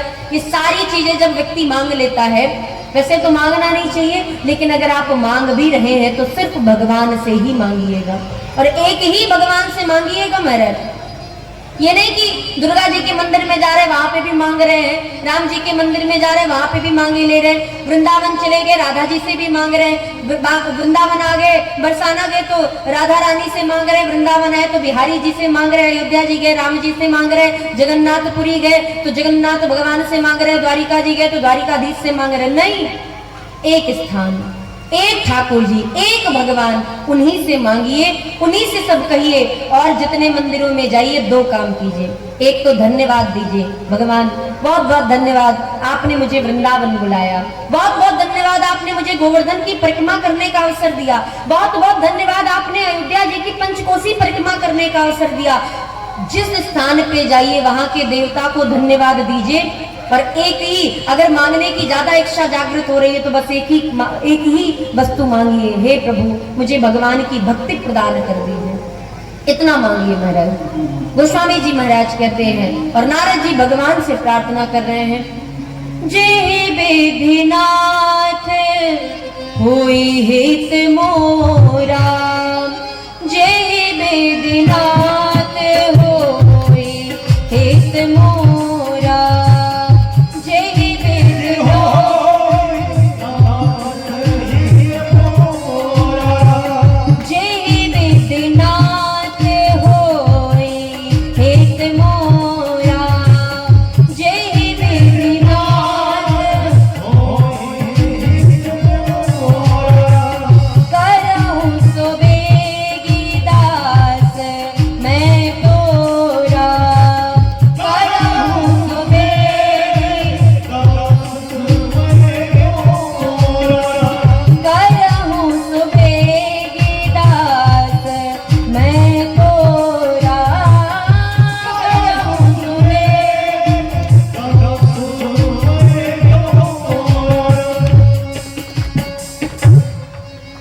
विधिनाथ होई हित मोरा। ये चौपाई हर मनुष्य को याद होनी चाहिए और दिन में एक बार मंदिर में पूजा करने के बाद, दर्शन करने के बाद, आरती करने के बाद इस चौपाई को जरूर कहना चाहिए सबको। जय विधिनाथ होई हित मोरा, करहु सो बेगी दास मैं तोरा। मेरा जिस प्रकार से हित हो आप वही करना। बच्चे को इंजेक्शन से बड़ा डर लगता है, लेकिन माता को पता है कि अगर इंजेक्शन नहीं लगवाया तो महाराज बुखार उतरने वाला नहीं है। माता बड़े से बड़े कुकृत्य पे भी हो सकता है बच्चे को एक थप्पड़ ना मारे, लेकिन बुखार होता है तो थप्पड़ मार करके उसे इंजेक्शन लगवाती है। क्योंकि माता को पता है कि मेरे बालक का हित किसमें है। ऐसे ही भगवान को पता है हमारा और आपका हित किसमें है। उनसे बढ़कर के हमारे लिए माता पिता और कोई नहीं हो सकते महाराज। नारद जी की इसी चौपाई ने नारद जी के पूरे जीवन को बचा लिया। नारद जी कहते हैं, जय विधिनाथ होई हित मोरा। हे प्रभु, मेरा जिस प्रकार से हित हो आप वही करना। पहले तो ये निवेदन किया, उसके बाद कहते हैं, आपन रूप देहु प्रभु मोहि, मुझे आप अपना रूप दे दो। आन भांति नहीं पावो होई, मैं अन्य किसी भी प्रकार से उस स्त्री को नहीं पा सकता। भगवान को एक शब्द मिल गया, हित। भगवान कहते हैं, नारद जी, जय विधि होई यही परम हित। आपने हित की बात कही है ना, कि जय विधि नाथ होई हित मोरा, और मैं आपको वचन देता हूं, जय विधि होई यही परम हित।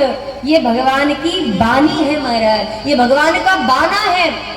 भगवान कहते हैं कि तुम बस एक बार सच्चे हृदय से कह दो कि हे ठाकुर जी, मैंने अपना पूरा जीवन आपको समर्पित कर दिया है। उसकी बागडोर भगवान संभालने के लिए तैयार हो जाते हैं। एक बार कह दो कि हे ठाकुर जी, मैं एक कदम चल करके आपकी ओर आ रहा हूं, भगवान 10,000 कदम चलने के लिए तैयार है। नारद जी महाराज से कहते हैं, जय विधि होई यही परम हित, जिस प्रकार आपका परम हित होगा मैं वही करूंगा। नारद सुनाओ तुम्हार। नारद जी महाराज को 2 रूप मिले, एक तो राजकुमार का और दूसरा काले मुख का बंदर।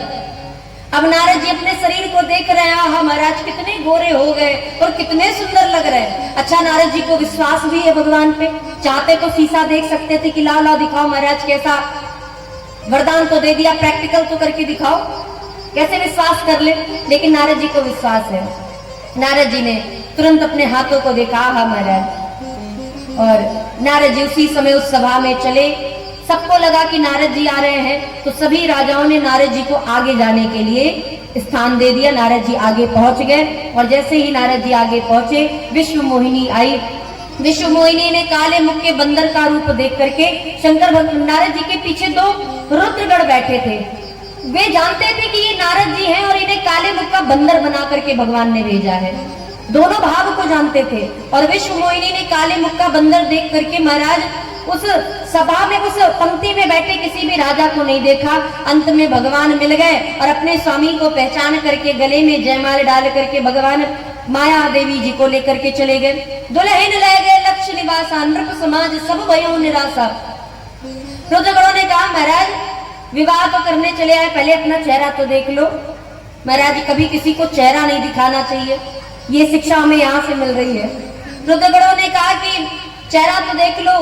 नारद जी ने कहा, क्या हुआ चेहरे पर? बोले पहले देख के तो आओ महाराज। नारद जी ने देखा, काले मुख का बंदर। क्रोध आ गया, तुम जानते थे कि मैं नारद हूं और मुझे काले मुख का बंदर बना के भगवान ने भेजा है, फिर भी तुमने मेरा उपहास करवाया। मैं श्राप देता हूं, तुम्हें दैत्य योनि प्राप्त हो जाएगी। रुद्रगण भाग गए और भाग के लौट के फिर से आए। बोले महाराज हमने तो चेहरा दिखाया, इतना बड़ा श्राप दे दिया, और जिन्होंने चेहरा दिया उनका क्या? नारद जी ने कहा भी उनकी भी खबर लेते हैं जाकर के। और नारद जी उसी समय वहां से चले। महाराज परतत अदर कोप मन माही, सपति चले कमलापति पाही। दया हो श्राप की मरी हो जाई, जगत मोरी उपहास कराई। या तो मैं श्राप दे दूंगा, किसी ने कहा भगवान ने श्राप प्राप्त नहीं लेते महाराज, मन करेगा तो लेंगे, नहीं करेगा तो नहीं लेंगे, रिजेक्ट कर देंगे कि जाओ मुझे श्राप ही नहीं लेना। तो नारद जी ने कहा दया हो श्राप की मरी हो जाई, श्राप नहीं लेंगे तो मैं मर जाऊंगा। जगत मोरी उपहास करे, भगवान रास्ते में ही मिल गए। कहो नारद जी कहाँ चले जा रहे, बड़ी जल्दी में लग रहे। नारद जी ने कहा आप ही को ढूंढ रहे थे। और जैसे ही नारद जी ने बगल में देखा कि एक तरफ हमारे भगवान विष्णु, दूसरी तरफ लक्ष्मी जी, और उन्हीं के बगल में वही विष्णु मोहिनी जिससे नारद जी विवाह करना चाहते थे। क्रोध आ गया महाराज, बड़ी खरी खोटी सुनाई, बड़े अपशब्द कहे। परम स्वतंत्र न सिर पर कोई, भावई मनई करो तुम सोई। भले मंद मंदई बल कराऊं, विस्मय हर्ष न कछु हिये धराऊं। ढाके ढाके परिचय सब काहू, अति असंख्य मन सदा उचाहू। महाराज पर संपदा सकहु नहीं देखी, तुमरे ईर्षा कपड़ बिसेकी। नारद जी ने बड़े कटु वचन कहे, अंत में श्राप दे दिए। 3 श्राप नारद जी ने दिए। मनुष्य शरीर से मेरा उपहास कराया, मैं श्राप देता हूं, मनुष्य शरीर धारण करना होगा। जिस स्त्री से मैं विवाह करना चाहता था उससे तुमने मेरा वियोग करा दिया, तुम्हें भी अपनी पत्नी का वियोग सहना होगा, और जब कोई सहायता करने वाला नहीं होगा तब यही काले मुख के बंदर तुम्हारी सहायता करेंगे। भगवान ने अपनी माया को दूर कर दिया। नारद जी चरणों में गिर पड़े, हे प्रभु मुझसे बड़ा अपराध हो गया, मुझे क्षमा कर दे। भगवान ने कहा मेरी इच्छा थी, हाँ, लेकिन आपने जो कटु वचन कहे उसके निवारण के लिए शंकर भगवान के सतनाम का पाठ कीजिए जाके। नारद जी महाराज चले, दोनों रुद्र गढ़ आए, बोले महाराज मुझे भी क्षमा कर दीजिए।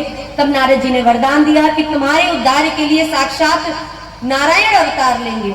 ये देवी इस प्रकार तुम्हारे गुरुदेव भगवान अर्थात नारद जी ने भगवान को श्राप दिया। पार्वती जी मुस्कुराने लगी कि सचमुच में ये माया बड़ी प्रबल है। जिसने मुझे नचाया, जिसने नारद जी को नचाया, वो किसको किसको कैसे कैसे नचा सकती है तो भगवान ही जाने। महाराज ये सारे चरित्र भगवान के जन्म के कारण के हम और आपने श्रवण किए। अब जो श्री रामचंद्र जी के माता पिता है, समय आज्ञा नहीं दे रहा है महाराज, इसलिए आगे के प्रसंग को संक्षिप्त में करते हुए भगवान के जन्म की कथा को बड़े भाव से श्रवण करें। तो रामचंद्र जी के जो माता पिता श्री दशरथ और कौशल्या जी हैं, ये पूर्व जन्म में मनु और शत्रुपा जी के रूप में इन्होंने 35,000 वर्षों तक कठिन तपस्या करके परम ब्रह्म को प्रसन्न करके उनसे वरदान मांगा कि मुझे मनुष्य रूप में आप, पुत्र के रूप में आप मुझे प्राप्त हो। भगवान ने उन्हें वरदान दिया। तत्पश्चात वही कुछ वर्षों के बाद शरीर का त्याग करके स्वर्गलोक गए। स्वर्ग से वापस आए, अयोध्या जी में राजा के रूप में दशरथ और कौशल्या जी के रूप में महाराज राज्य का पालन करने लगे। एक तरफ गोस्वामी जी महाराज ने श्री दशरथ जी के पूर्व जन्म की कथा बताई। अब रावण के भी पूर्व जन्म की कथा को बताते हुए कहते, प्रताप भानु को ब्राह्मणों के द्वारा श्राप मिल गया। प्रताप भानु के किसी राजा ने जिसे उन्होंने युद्ध में हरा दिया था, उसी राजा ने उनसे बदला लिया, ब्राह्मणों से श्राप दिलवा दिया, और श्राप के बदले महाराज वही प्रताप भानु अगले जन्म में रावण बना। उसका जो छोटा भाई था अरिमर्दन वही कुंभकर्ण बना, और प्रधान मंत्री जो थे धर्मरुचि वही महाराज विभीषण जी के रूप में आए। तीनों भाइयों ने 10,000 वर्षों तक कठिन तपस्या की, और उस कठिन तपस्या के प्रभाव से प्रभावित होकर के ब्रह्मा जी ने वरदान दिया, हम काहू के मरई न मारे, वारन मनुज जाति दुई बारे। ये वरदान रावण को मिला। कुंभकर्ण को 6 महीने का निद्रासन, और विभीषण जी को रामचंद्र जी की अविरल भक्ति प्राप्त हुई। अपने ही सौतेले भाई कुबेर की नगरी लंका पर धावा बोल करके पूरी लंका नगरी को अपने वशीभूत करके अपने पूरे संतानों के साथ रावण लंका में निवास करते हुए दैत्यों पर देवों पर अत्याचार करना प्रारंभ कर दिया। पृथ्वी पाप से इतना भारभूत हो गई कि देवताओं के पास गई। देवताओं ने ब्रह्मा जी से निवेदन किया, और ब्रह्मा जी ने विचार किया कि हमें भगवान से प्रार्थना करनी चाहिए। सभी देवता मिलकर के भगवान से प्रार्थना करते। कुछ देवता कह रहे हैं भगवान क्षीर सागर में मिलेंगे, कुछ कहते हैं भगवान वैकुंठ में मिलेंगे, कुछ देवताओं ने कहा भगवान वैकुंठ में मिलेंगे, कुछ कहते हैं कि भगवान क्षीर सागर में मिलेंगे, और कुछ कह रहे हैं महाराज भगवान तो किसी भक्त के घर में बैठे हैं, कोई कहते हैं भगवान तो हृदय में निवास करते हैं। उसी सभा में शंकर भगवान विराजमान थे, और शंकर भगवान ने निवेदन किया कि प्रेम ते प्रकट होई मैं जाना, मैं तो प्रेम से प्रकट होता हूँ, इसलिए मुझे प्रेम से पुकारो। और सभी देवताओं ने बड़े भाव से स्तुति की, जय जय सुरनायक जन सुखदायक प्रणत पाल भगवंता। अंत में भगवान ने आकाशवाणी करके सभी देवताओं को सांत्वना देते हुए 4 स्वरूप में अवतार लेने की बात कह करके सभी देवताओं को ब्रह्मा जी की आज्ञा का पालन करने का निर्देश दिया। ब्रह्मा जी के कथनानुसार सभी देवता अपने अपने अंश रूप में वानर और भालू के रूप में इस पृथ्वी पर भगवान की प्रतीक्षा करने लगे। गोस्वामी जी महाराज कहते हैं ये सब चरित्र मैंने आपको सुनाया। अब आइए अयोध्या की पावन भूमि में हम और आप प्रवेश करें, और हमारे पूज्य अयोध्या जी की पावन भूमि से पधारे हमारे जो इस यज्ञ के और इस पूरी व्यवस्था के जो कर्ता धर्ता स्वरूप पूज्य श्री महाराज जी हैं। आपसे निवेदन है कि हमारे सरकार कुछ ही देर में आ रहे हैं, और संतों के बिना तो भगवान भी नहीं आते महाराज। जब राम जी आने वाले होते तो संत जन पहले ही अयोध्या जी में डेरा जमा लेते हैं, चारों तरफ से सभी संत मिलकर के अयोध्या जी को घेर लेते हैं महाराज। कुछ सरयू जी के किनारे, कुछ अयोध्या जी के किनारे, कुछ महल के किनारे अपनी कुटिया बना के भगवान की प्रतीक्षा करते हैं। तो ऐसे पूज्य श्री महाराज जी से निवेदन है कि आप भी मंच की ओर प्रस्थान करें और तत्पश्चात हम और आप भी भगवान की दिव्य लीलाओं का, जन्मोत्सव का आनंद लेंगे। पूज्य श्री महाराज जी से निवेदन है आप कृपया मंच पर अवश्य पधारे। बोलिए संत समाज की। तो महाराज ऐसी अयोध्या जो भगवान का मस्तक कहा जाता है, जो भगवान की परम पावन भूमि, समस्त तीर्थों में, सप्तपुरियों में श्रेष्ठ है, समस्त तीर्थों में श्रेष्ठ है, समस्त धामों में श्रेष्ठ है, जो भगवान का पूरे स्वरूप में मस्तक कहा गया है, ऐसी अयोध्या में विराजमान श्री दशरथ और कौशल्या जी, दशरथ जी जिनकी 3 रानियां, श्री कौशल्या जी, श्री सुमित्रा जी और श्री माता कैकेयी जी हैं। महाराज चौथापन आ गया, किंतु दशरथ जी महाराज को कोई भी पुत्र प्राप्त ना हुआ और इस वजह से एक दिन बड़ी ही आत्मग्लानि से भरे हुए दशरथ जी महाराज गुरुदेव भगवान के आश्रम पर पहुंचे। निवेदन किया, प्रभु चौथापन आ गया लेकिन अभी तक पुत्र नहीं प्राप्त हुआ है। वशिष्ठ जी ने कहा, महाराज ये लालसा अगर आपके जीवन में पहले आ गई होती तो आपको पुत्र मिल गए होते। किसी भी वस्तु को पाने के लिए लालसा होनी चाहिए और फिर भगवान को पाने के लिए तो प्रेम की आवश्यकता है।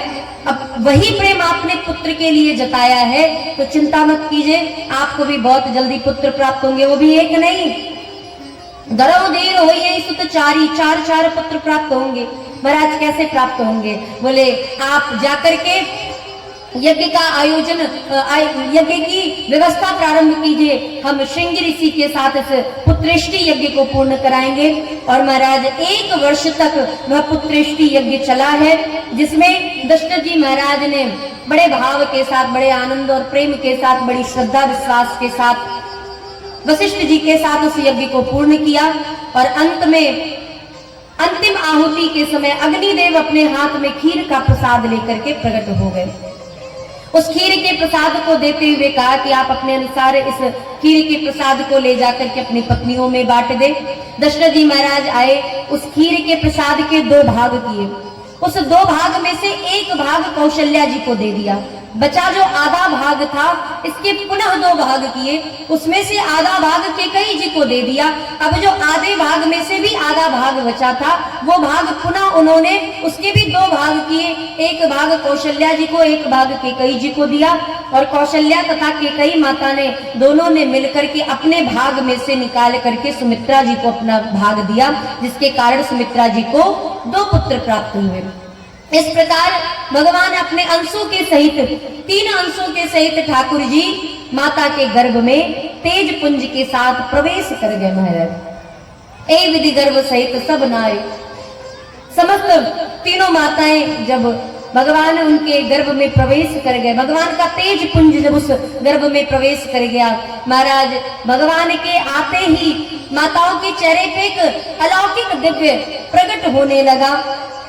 सभी लोग प्रतीक्षा करने लगे और ऐसी प्रतीक्षा में अयोध्या के समस्त पुरवासी बड़े आनंदित हैं। आइए ऐसी अयोध्या को हम और आप भी प्रणाम करें और उस अयोध्या में प्रवेश करें। बोलिए श्री अयोध्या धाम की। आप में से कितने कितने लोग हैं जो अयोध्या जी गए हैं महाराज? कितने, कौन कौन से श्रोता हैं जो अयोध्या जी गए हैं? अरे बड़े कम श्रोता हैं महाराज, यहाँ तो सभी लोग गए हैं। अच्छा कौन कौन नहीं गए जरा हाथ ऊपर उठा के बताइए। मैं जाने वालों की संख्या तो बहुत ज्यादा है। चलिए कोई बात नहीं, हम ठाकुर जी से प्रार्थना करेंगे कि आपको जल्दी से अयोध्या जी बुलाएं और दर्शन दें महाराज। एक बार कुछ जीवन में मिले या ना मिले, एक बार राम जन्मभूमि में आकर के रामलला सरकार के दर्शन जरूर कीजिएगा महाराज। ऐसा लगेगा कि आपने जीवन में सब कुछ प्राप्त कर लिया है। हमारे रामलला सरकार का ऐसा दिव्य स्वरूप महाराज इस कलिकाल में तो देखना असंभव है। यद्यपि प्राण प्रतिष्ठा के समय सभी ने टीवी पर देखा कि हमारे रामलला सरकार का स्वरूप कैसा है, लेकिन जब तक भगवान मंदिर के बाहर रहे और प्राण प्रतिष्ठा नहीं हुई थी, जब तक स्वरूप में रहे तब तक अलग रूप था। और उसके बाद जब प्राण प्रतिष्ठा हो गई तो राम जी का रूप ही बदल गया। ऐसा तो लग रहा था महाराज कोई दूसरे ही सरकार को मंदिर में बैठा दिया गया है। चलो तब तक भी बात समझ में आ रही थी। अब आप जाइए, अब तो महाराज खा पी करके हमारे सरकार इतने मोटे हो गए महाराज, नजर ना लगे हमारे सरकार को। लगेगी भी कैसे महाराज, गोरे चिट्टे होते तो लग भी जाती, काले कलूटे से बैठे महाराज काले राम बन के, इसीलिए उनको काले राम बनाया गया है ताकि नजर ही न लगे। लगाते रहो नजर महाराज, बाकी बिहारी जी भी काले हैं, हमारे राम जी भी काले, इसीलिए उनको जल्दी नजर नहीं लगती है। लगाने वाले लगा भी देते, ऐसी बात भी नहीं है महाराज। तो आइए ऐसी अयोध्या को हमारा प्रणाम करें। भजन के माध्यम से सभी लोग बड़े भाव के साथ ताली की सेवा करते हुए भजन का आनंद लेंगे। सीताराम जी की प्यारी रजधानी लागे, रजधानी लागे, मोहे मीठो मीठो सरयो जी को पानी लागे। सीताराम जी की प्यारी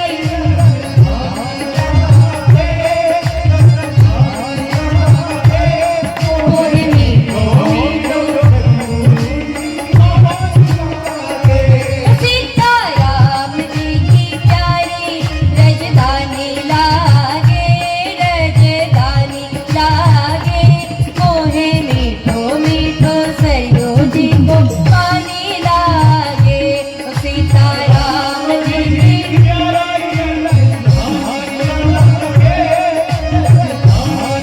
बोलिए संत भगवान की।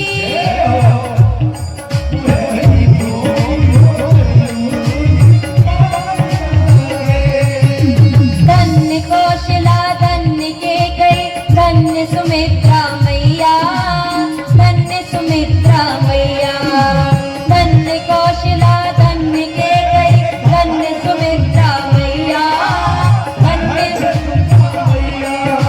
धन्य भाग्य दशरथ के आंगन खेले चारों भैया, धन्य भाग्य दशरथ के आंगन खेले चारों भैया। मीठी तोतली रसीली प्रभु की वाणी लागे, प्रभु की वाणी लागे, मोहे मीठो मीठो सरयू जी को पानी लागे। वो सीताराम जी की प्यारी, जय हो। सभी लोग ताली की सेवा करते हुए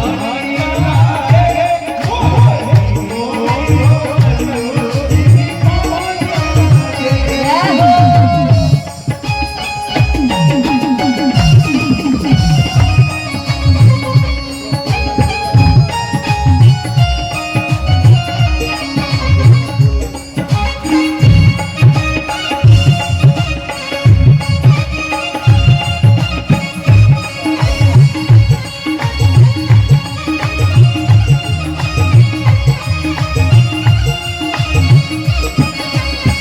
और अयोध्या जी के जो कुछ मुख्य मंदिर हैं उन्हें हम प्रणाम करें। छोटी छावनी रंग महल, हनुमान गढ़ी अति सुंदर, हनुमान गढ़ी अति सुंदर। छोटी छावनी रंग महल, हनुमान गढ़ी अति सुंदर, हनुमान स्वयं जगत के मालिक बैठे कनक भवन के अंदर, स्वयं जगत के मालिक बैठे कनक। सीताराम जी की शोभा गुण खानी लागे, गुण खानी लागे, मोहे मीठो मीठो सरयो जी को पानी लागे। वो सीताराम जी की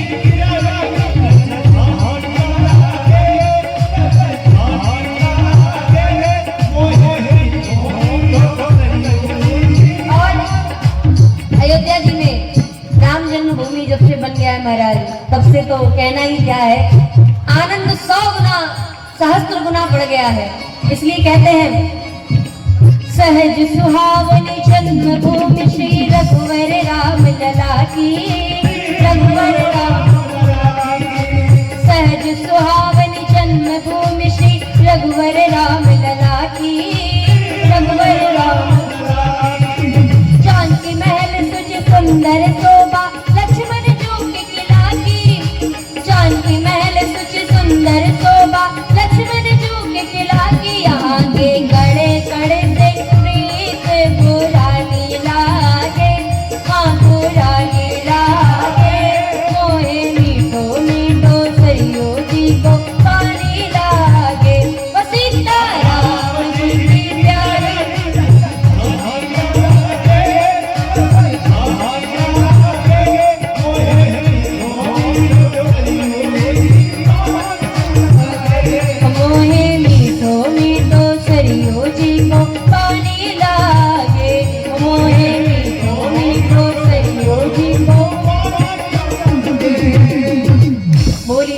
सिया राम की। तो ऐसे हमारे श्री रामलला सरकार का जब तेज पुंज माताओं के गर्भ में अंशों के सहित प्रवेश किया, महाराज समय बीतते समय न लगा, क्योंकि हर्ष का समय है, आनंद का समय है। भगवान ने समस्त भक्तों को आनंदित करने के लिए देवताओं की स्तुति करके, उनकी प्रार्थना को स्वीकार करके इस भूमंडल के भार को हरण करने के लिए अवतार लेने का जो स्वरूप बनाया महाराज, वो दिव्याति दिव्य है। ऐसे श्री रामलला सरकार महाराज, ऐसा तो तभी होता है जब भगवान कृष्ण का जन्म होता है। वही अंधेरे में आते हैं महाराज, उनको दिन के उजाले में अच्छा नहीं लगता है, वो दिन रात के 12 बजे आते हैं। लेकिन अब यहाँ पे भी रात में ही भगवान का जन्म हो रहा है, तो सोच रहे हैं कि चलो थोड़ा कृष्ण रूप से भी लीला कर ली जाए। दिन के 12 ही बजे हमेशा जन्म लेते हैं, रात के 12 बजे भी जन्म ले लिया जाए महाराज। तो हमारी श्री माता कौशल्या जी भगवान के गर्भ में आने के बाद, तेज के गर्भ में आने के बाद समय कब बीता पता न चला। 2 महीने, 4 महीने, 6 महीने, 8 महीने, समस्त ऋतुएं, समस्त महीने, समस्त तिथियां भगवान के सामने हाथ जोड़ करके प्रार्थना करने लगी। समस्त मुहूर्त नक्षत्र भगवान के सामने हाथ जोड़ के प्रार्थना कर रहे हैं महाराज। समस्त तिथियां आ गई। भगवान ने कहा कि बड़ी लंबी लाइन है महाराज, आगे बढ़िए। द्वितीया, तृतीया, चतुर्थी, पंचमी, षष्ठी, सप्तमी, अष्टमी। अष्टमी को भगवान ने वरदान दिया कि हम द्वापर युग में आपकी ही तिथि में अवतार लेंगे। नौमी से भगवान ने पूछा, कहो देवी आपकी क्या विशेषता है। नौमी तिथि ने कहा महाराज मैं तो रिक्ता तिथि हूँ। रिक्ता मतलब खाली तिथि। रिक्ता तिथि में कोई अच्छा कार्य नहीं किया जाता है, ना हम करते हैं, तो इसलिए हम तो खाली हैं। भगवान ने कहा तब तो हम आप ही की तिथि में अवतार लेंगे। और ऐसा कह करके महाराज उसी समय भगवान ने उस नौमी तिथि को वरदान दिया। समय बीतने लगा महाराज, समस्त वृक्षों में बिना ऋतुओं के फल आ गया, पुष्प आ गए, इतने फल आ गए महाराज कि वे वृक्ष धरती का स्पर्श करने लगे, लताएं झुक गई। समस्त पशुओं ने हिंसा वैर का भाव त्याग दिया महाराज। यहाँ तक कि सिंह आदि, बाघ आदि पशु भी वैर हिंसा का त्याग करके शाकाहारी बन गए महाराज। समस्त नदियों में अपार जल बढ़ गया। समस्त देवता प्रमुदित होकर के भगवान की स्तुति करने लग गए। समय बीता महाराज। अयोध्या जी के चारों तरफ संत जन आकर के आश्रम बना करके भगवान की प्रतीक्षा करने लगे। सरयू जी में चैत्र के महीने में भी अपार जल बढ़ गया महाराज। अगर कोई व्यक्ति अयोध्या जी में पृथ्वी को खोद रहा है तो पृथ्वी से मड़ियां प्रकट हो रही हैं। लोग कहते हैं कि अरे मड़ियां तो पर्वतों में प्रकट होती है, ये अचानक से अयोध्या जी में मड़ियां कैसे प्रकट हो रही हैं। तो पृथ्वी देवी कहती है कि अब हमारे पास तो और कुछ है नहीं, ये मड़ियां ही हमारे पास भगवान को देने के लिए अमूल्य भेंट है। इसलिए हम हमारे पास जो वस्तु है उसे देकर के भगवान का स्वागत कर रहे हैं महाराज। अग्नि कुंड में अपने आप से ही अग्नि देव प्रकट हो जा रहे हैं। मंदिरों की मूर्तियां मुस्कुरा रही हैं। संत जन भगवान से प्रार्थना कर रहे हैं। और इधर समय बीता महाराज। 9 महीने बीते, 10 महीने बीते, 11 महीने बीते। अयोध्या जी की स्त्रियों को नींद नहीं आती। पुरुष वर्ग श्री दशरथ जी के महल की चारों तरफ महाराज घूम रहे हैं, टहल रहे हैं कि कहीं से लाला के जन्म की खबर सुनाई पड़ गई और हमें घर से आने में तनिक देर हो गई तो बड़ा विलंब हो जाएगा। इसलिए पुरुष वर्ग राजमहल के चारों तरफ महाराज डोल रहे हैं। माताएं 8 याम श्रृंगार करके बैठी रहती हैं। न जाने कौन से समय दशरथ जी के भवन से बुलावा आ जाए कि आओ मंगल गीत गाने के लिए चली आओ माताओं। इसलिए माताएं सुंदर स्वरूप धारण करके अहरनिश बैठी रहती है महाराज कि कब न जाने कब थाल सजाने में विलंब हो जाए, इसलिए थाल भी सजाए हैं। अपने द्वार के बाहर महाराज तोरण पताका लगा करके सुंदर सुंदर रंगोली बना करके कलश में दीपक को जला करके भगवान के स्वागत के लिए प्रतीक्षा कर रही है। 9वां महीना, 10वां महीना, 11वां महीना बीता। आया चैत्र का महीना महाराज। चैत्र के महीने में कृष्ण पक्ष बीत गया, शुक्ल पक्ष आया महाराज। माताओं के हृदय में वैसे किसी बालक को जन्म देने पर माताओं को कष्ट होता है, लेकिन जैसे जैसे समय बढ़ रहा है माताएं बड़ी गदगद हैं। माताओं के शरीर में किसी भी प्रकार का कोई कष्ट नहीं है। माताएं प्रमुदित हो रही हैं। और समय बीता महाराज। चैत्र के महीने शुक्ल पक्ष में महाराज द्वितीया आई, तृतीया, चतुर्थी, पंचमी, षष्ठी, सप्तमी, अष्टमी बीत गई और नौवीं तिथि मधुमास पुनीता शुक्ल पक्ष अभिजित मुहूर्त आया महाराज। आज नौवीं तिथि के दिन माता कौशल्या जी ने अपने भवन के उस मंदिर में जाकर के महाराज ध्यान लगाया भगवान का। ब्रह्म मुहूर्त से माता ध्यान में बैठी हुई है। वैसे तो बालक के जन्म के समय माताओं को कष्ट होता है, लेकिन कौशल्या जी का ध्यान लगाने का मन करने लगा और मैया रंगनाथ भगवान के मंदिर में आकर के ध्यान लगाने लगी।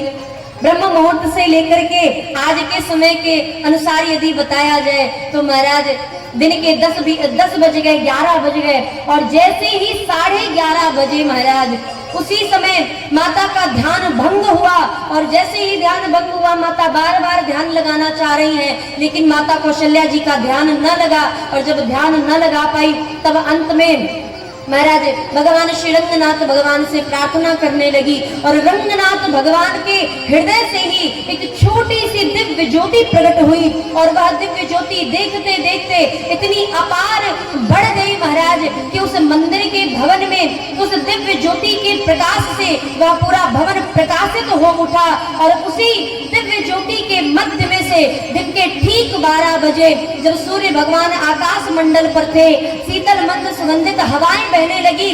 देवता आकाश में आकर के हाथों में कल्प वृक्ष पारिजात के पुष्पों को लेकर के भगवान के समक्ष स्तुति करने लगे। समस्त योग पंचांग प्रकट हो गया, अभिजित मुहूर्त आ गया और समस्त देवता संत महात्मा मुनि अमलात्मा विमलात्मा स्वर्ग से लेकर के पाताल तक सभी देवता भगवान की स्तुति करने लगे और जो ही स्तुति प्रारंभ की उसी समय दिन के ठीक 12 बजे उस दिव्य ज्योति के मध्य में से चतुर्भुज नारायण भगवान प्रकट हो गए। बोलिए चतुर्भुज नारायण भगवान की, श्री रामलला सरकार की। और जो ही भगवान ने वह दिव्य अपना स्वरूप प्रकट किया, चतुर्भुज नारायण के रूप में प्रकट हुए। माता ने भगवान के उस स्वरूप को देखा, मैया अचंभित हो गई और माता ने उसी समय नेत्र बंद करके हाथों को जोड़ करके स्तुति करना प्रारंभ किया। आइए हम और आप भी रामलला सरकार के जन्म पर भगवान से प्रार्थना करें, माता कौशल्या जी के उस दिव्य स्तुति के माध्यम से भगवान से प्रार्थना करें। और सभी लोग जिनको स्तुति याद है वे सभी गाएंगे, जिनको नहीं याद है वो लोग ताली की सेवा करते हुए भगवान से प्रार्थना करें। उसके बाद फिर हम और आप बधाई को श्रवण करेंगे। भय प्रगट कृपाला दीन दयाला कौशल्या हितकारी हरसित मातारी मुनि मनहारी अद्भुत रूप विचारी लोचन अभिरामा तनु घन श्यामा निज आयुध बुझारी भूषण वनमाला नयन विशाला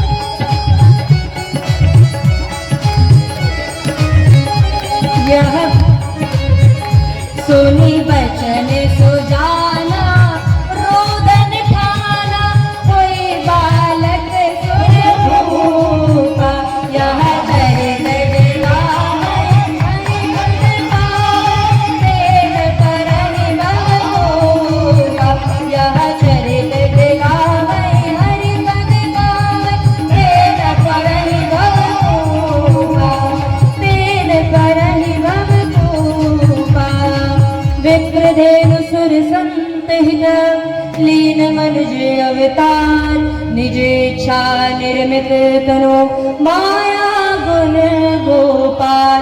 बोलिए रामलला सरकार की। महाराज जैसा कि स्तुति में कहा गया है, सुनी बचन सुजाना रोदन ठाना, तो सचमुच में रोदन ठान लिए महाराज। गला पीछे कर करके रो रहे, बताओ महाराज, इतना ज्यादा हठी हो चुके। वैसे भी बाल हट प्रसिद्ध ही है, जय हो। तो आइए हमारा बधाई को श्रवण करें। अभी हमारे रामलला सरकार का यजमान जी पूजन करेंगे। हमारे पूज्य श्री महाराज जी ने तिलक करके पूजन कर लिया है। अब चलो चलो री कौशल्या के द्वार, वो जन्म में राम लला। चलो चलो री कौशल्या के द्वार, जन्म में राम लला। चलो चलो री कौशल्या के द्वार, जन्म में राम लला। चलो चलो री कौशल्या के द्वार, हो जन्म में राम लला, हो जन्म में राम लला, हो जन्म में राम लला, हो प्रगटे राम लला, हो प्रगटे राम लला, हो जन्म में राम लला, हो प्रगटे राम लला।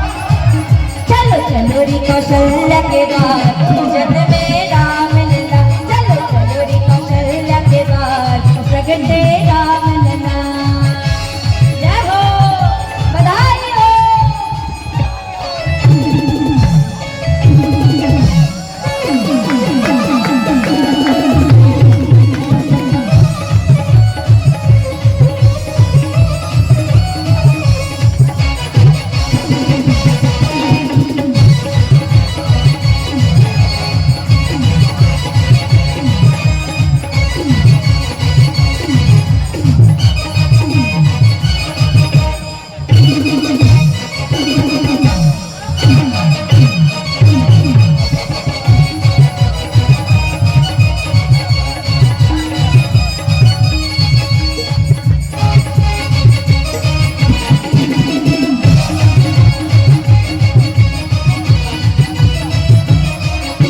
राजा दशरथ जी बाटे बधाई, राजा दशरथ जी, राजा दशरथ जी बाटे बधाई, राजा दशरथ जी। नर नारी सब गौड़े भाई, नर नारी सब, नर नारी सब गौड़े भाई, नर नारी सब। दिया विष्णु जी ने अवतार, दिया विष्णु जी ने अवतार, जन्म में राम लला। चलो चलो री कौशल्या के द्वार, जन्म में राम लला। चलो चलो री कौशल्या के द्वार, जन्म में।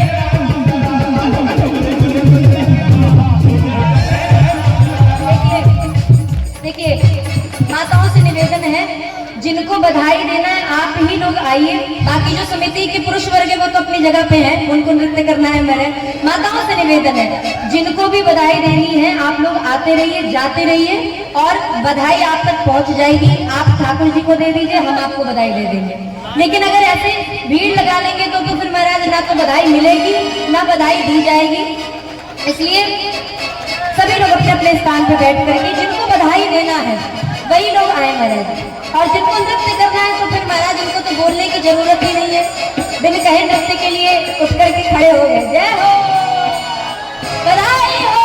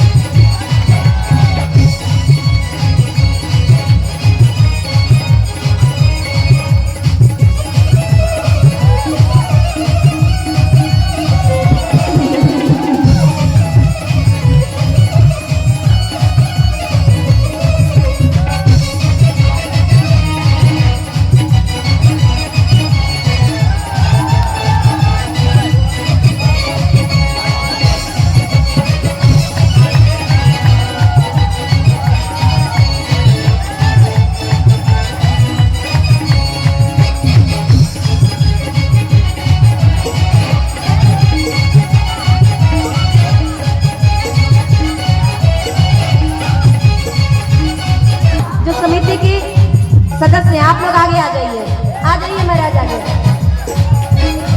हाँ जय हो। राजा दशरथ के चारों कुमार भोजन में राम लला, राजा दशरथ के चारों कुमार भोजन में, चलो चलो री कौशल्या के द्वार जन में राम लला, चलो चलो री कौशल्या के द्वार जन में राम लला। जय हो। सभी लोग ताली की सेवा करते हुए भाव से।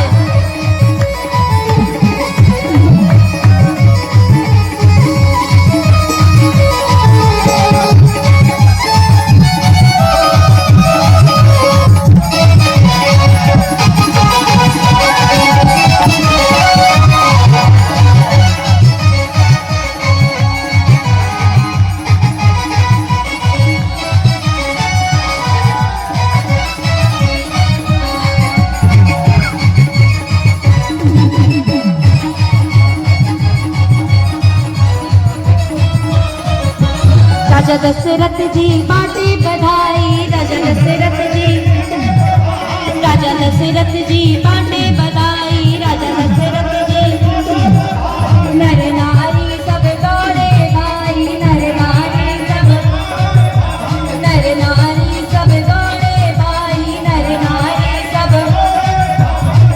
आज अवध में छाई बहार, अवध में छाई बहार जन में राम लला, आज अवध में छाई बहार जन में, चल चलो री कौशल्या के द्वार जन में राम लला, चल चलो री कौशल्या के द्वार जन में। जय हो।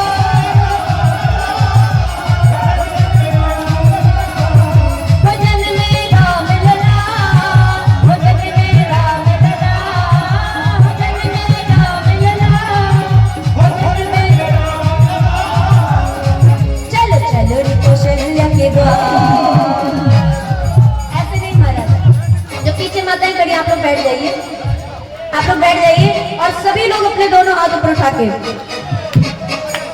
पुरुष वर्ग में महाराज अलग से निमंत्रण थोड़ी ना दिया जाएगा, जो पुरुष वर्ग बैठे पीछे सभी लोग दोनों हाथ ऊपर उठा के, चलो चलो री कौशल्या के द्वार जन में राम लला, चलो चलो री कौशल्या के द्वार जन में।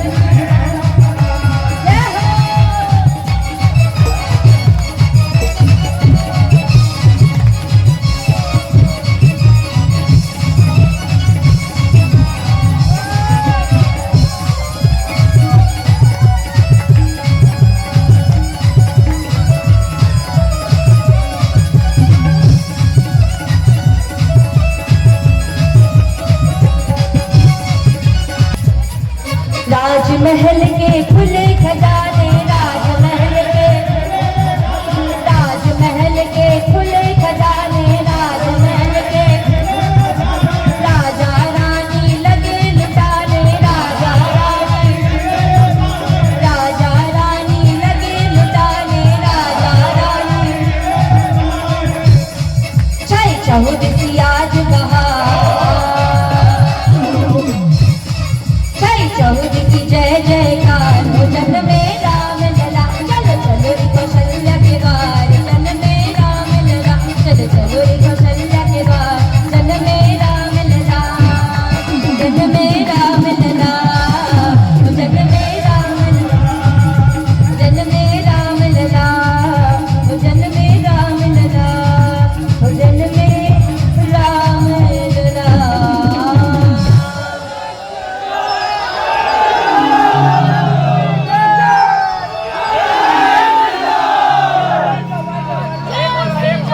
अब महाराज एक बार सभी लोग, बधाई तो हो गई है,